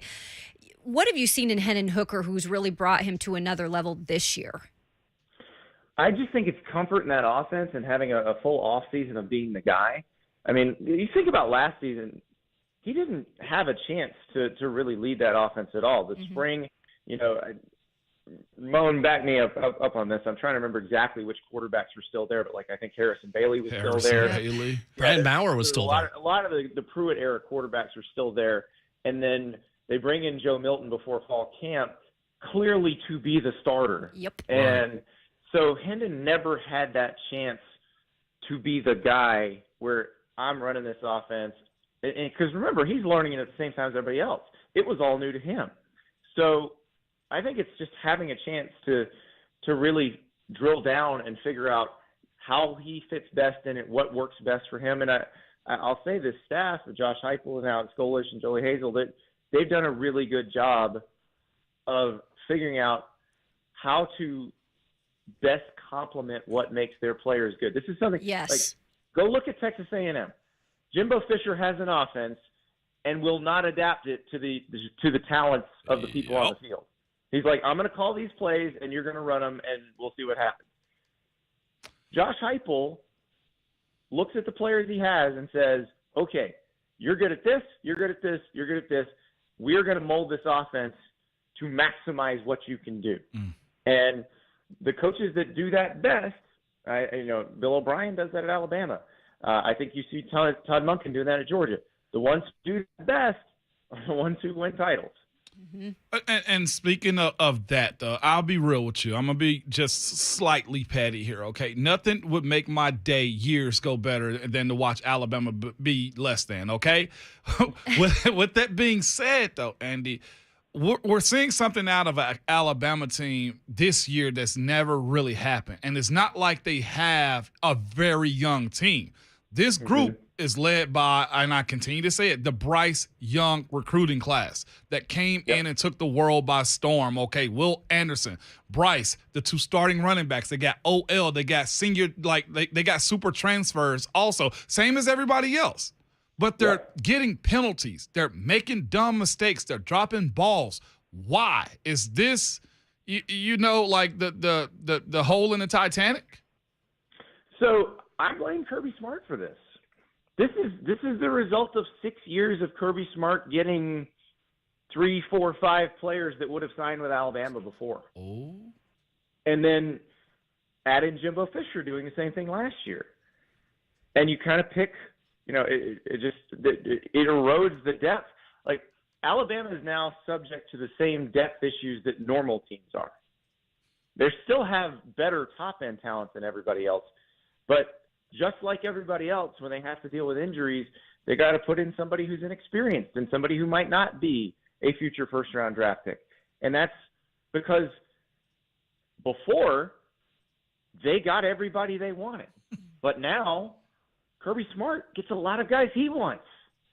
And sometimes he gets them when they were going to Alabama. And so now you add in Josh Heupel trying to do the same thing at Tennessee, Billy Napier trying to do the same thing at Florida. And suddenly, it brings Alabama a little bit back to the pack. I still think they're ahead of the pack, but it brought them back a little bit. It's really interesting. And Henry To'oTo'o was one of those guys that Tennessee got over Alabama. Obviously, he ends up there. But elsewhere on that defense, Andy, I was shocked personally to see Tennessee hold Will Anderson to 1 pressure, 3 tackles, and no sacks. How big of a surprise was that to you? Not a surprise because of the offense Tennessee runs. Okay. It's a get the ball out offense. Right. And you also got a veteran quarterback who can move, and that helps too. You saw the week before against Haynes King, who's a younger quarterback. He's a very good athlete, but he's just not that experienced. Will Anderson was in his lap every play. Now, Haynes King's a good enough athlete that he didn't let himself get sacked a bunch, but every throw practically got affected when Will Anderson was on the field. And that wasn't a problem for Hendon because it was essentially, and I'll go back to the Jimbo Fisher, he calls these plays and you execute them or not. I mean, the Tennessee staff understands when you're playing as a pass rush like that, you have to have a lot of plays where you're just catching and throwing because you're going to get hit. That guy is going to beat his blockers. He's that good. So you got to neutralize him somehow, and that's a way to do it. Andy Staples of The Athletic with us here on Ramon, Kayla Will. So, Andy, this Georgia challenge for Tennessee, I know I'm looking ahead a couple weeks here. How different of a challenge is this for this Vols team compared to what they just had on Saturday? I think it's similar in terms of just facing a bunch of high-end talent. Georgia can do some things I'm not sure Alabama is capable of at the moment. Alabama's offensive line probably not as dominant as Georgia's. And what Georgia's, I would assume, going to try to do is have some very long possessions and keep Hendon Hooker and company off the field. Because one thing when you're playing offenses like Tennessee's, if you can keep them off the field, not necessarily for amount of plays, but for amount of time, you can get them out of rhythm. And then when they're out of rhythm, you might get a quick 3 and out, and you can maybe have another long drive, and then they get really discombobulated. So I would suspect with Georgia being, a very good offensive line, 3 very good tight ends, that they're probably going to try to flatten the ball and suck some possessions out of the game and make it where it's not a track meet. Because if it is a track meet, your defense, you saw it with Alabama, your defense is going to be exhausted by the end. I don't care how many good players you have. Good stuff. Andy Staples of The Athletic has been our guest. Find him on Twitter at Andy_Staples. Really good stuff, man. We appreciate it as always. Absolutely. All right, thanks, guys. Thanks, Andy. Thanks, Andy. All right, there is Andy Staples here with us on the Mark Spain Real Estate Hotline. That is the difficult part of how that matchup will be different, is just simply the fact that Georgia is not going to try to play Tennessee's game. Tennessee will have to, in order to win a national championship, play somebody else's game at some point. Adapt. But what we did see, though, I'll say this. I think they broke LSU early. But early on in that game, I told you guys, I felt like they were intentional on doing certain things, like keeping the ball on the ground. Like, if you want to play big boy ball, it does start there, right? And the same thing kind of went for the Alabama game, too. If I'm not mistaken, we led them in rushing yards, just by trying to establish the line of scrimmage. I'm watching the game with Shafe, and I felt like I was talking to him too much because the times in which Tennessee did well, like they were running the ball on first and second down, remember? And then it opens up the offense from there. So in order, slow it down. That's fine.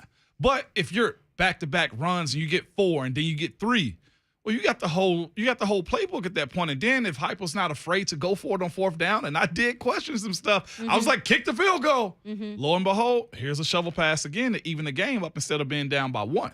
It is, I think, the most underrated aspect of this Tennessee win, that they ran for 182 yards. Yes.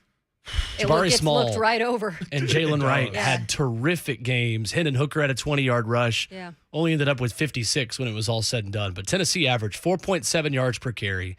The people that call this an air raid offense I still don't think are paying attention to what this offense really is. Can't you say what the other side have? I got to pull it up right now, too. Bama, Jahmyr Gibbs, we said, is that guy. He averaged 4.3. Our leading rusher, Jalen Wright, averaged 5.9. As a team, Alabama, with 1 rush, I guess you call it, from Bryce Young, minus 4 yards, they're at 3.7 average. It is.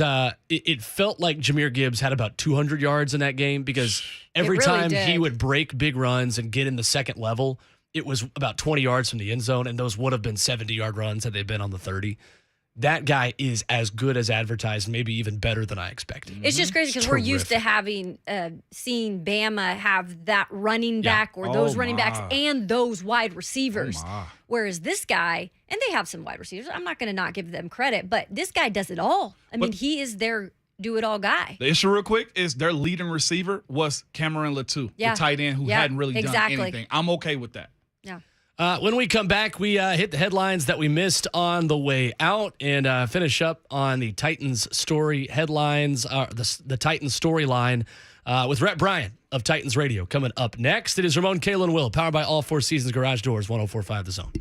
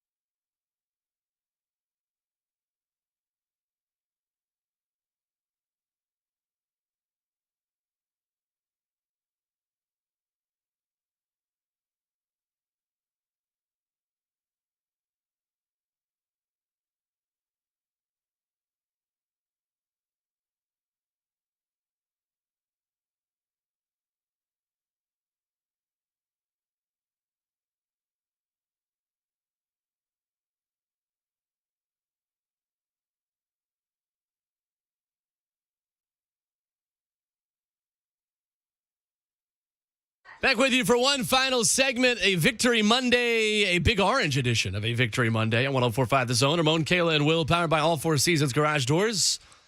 Appreciate Troy Fleming, VFL, celebrating a fullback dive with us. Appreciate Andy Staples. Really good stuff from one of the best college football voices covering the sport right now for The Athletic. Appreciate him. Will Bowling, Kayla Anderson, Ramon Foster, joined by Rhett Bryan in He's studio. getting down. Yeah, he is. I mean, before we jump into anything stadium related. That's right. Ladies and gentlemen, the Vols over Bama. Sweet.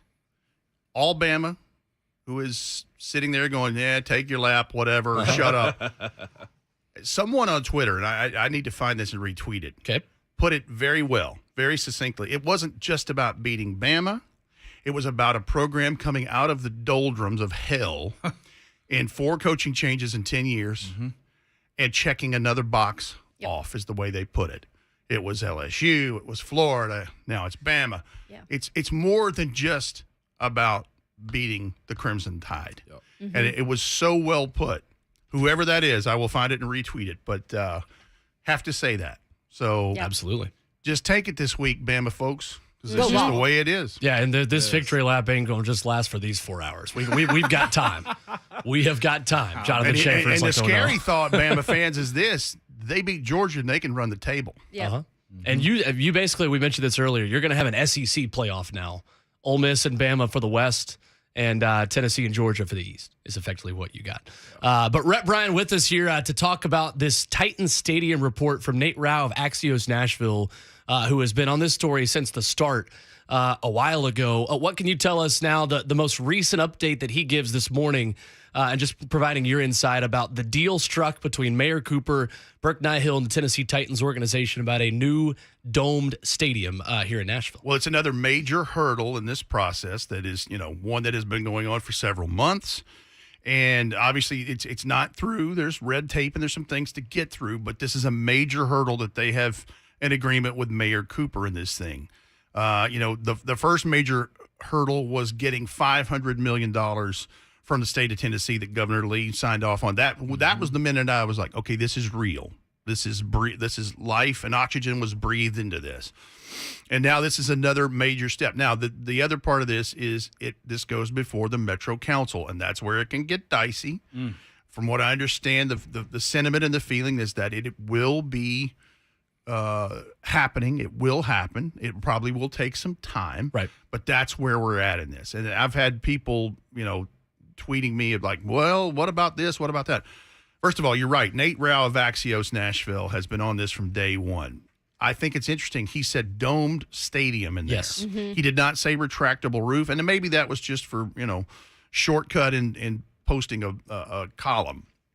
But I find it interesting that was not put into language.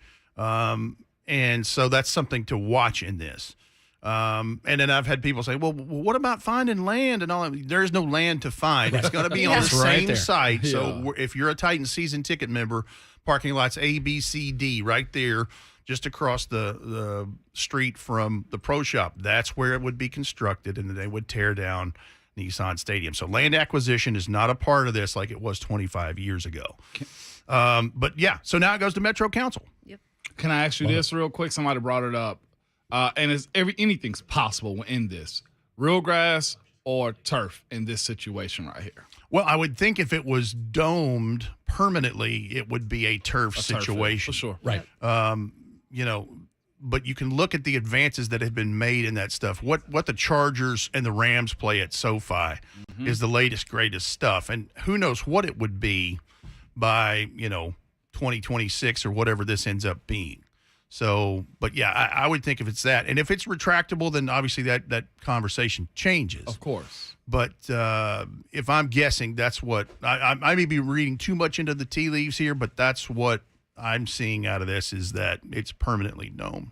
Real quick, also, Jack Easterby out with the Houston Texans. Executive That Vice breaks President. my heart because as long as he was in charge, the Texans are going to be a mess. But Right. there's a serious change of the guard there because there's some stories out of that deal with him. Yep. Wow. On the way out, We've got one zone teammate hanging out with us and Rhett Bryan. Ron Slay is on the phone lines. Whoa, And as many of you have said, Ron Slay will be an electric factory. He always is, but will be an electric factory today from 3 to 6 p.m. Hello, Ron Slay. Hey, what's going on, everybody? Slay, do you have an update on searching for the elephant? Yeah, I'm in the backwoods right now. I'm in the back of the zoo. They said they found traces of orange leaking from his tusk. I'm back here. I'm going to find him, y'all. I just want to give everybody an update. Don't be alarmed if you see him. I got to reach out to Dr. Alan Grant from Jurassic Park. Oh, my goodness. He's going to come help me. But I just want everybody to know I'm okay. I got my flashlight, and I'm going to find Big Al. Let's go, Vols. You be careful. Y'all have a good day. All right, well, there's Ron Slay. Tune back in 3 to 6 p.m. today to find out if Ron Slay finds Big Al. That's terrific. Rhett Bryan, thank you. Appreciate all of you interacting with us. 4 hours down for the week. 4 more to go tomorrow morning at 6 a.m. And a word from Ramon Foster to the good people of Middle Tennessee, victorious Middle Tennessee, who are celebrating today but still need a word of wisdom. Hey, remember, your Twitter fingers and your mic is always hot, except to Alabama fans, baby. We're from Tennessee. Woo!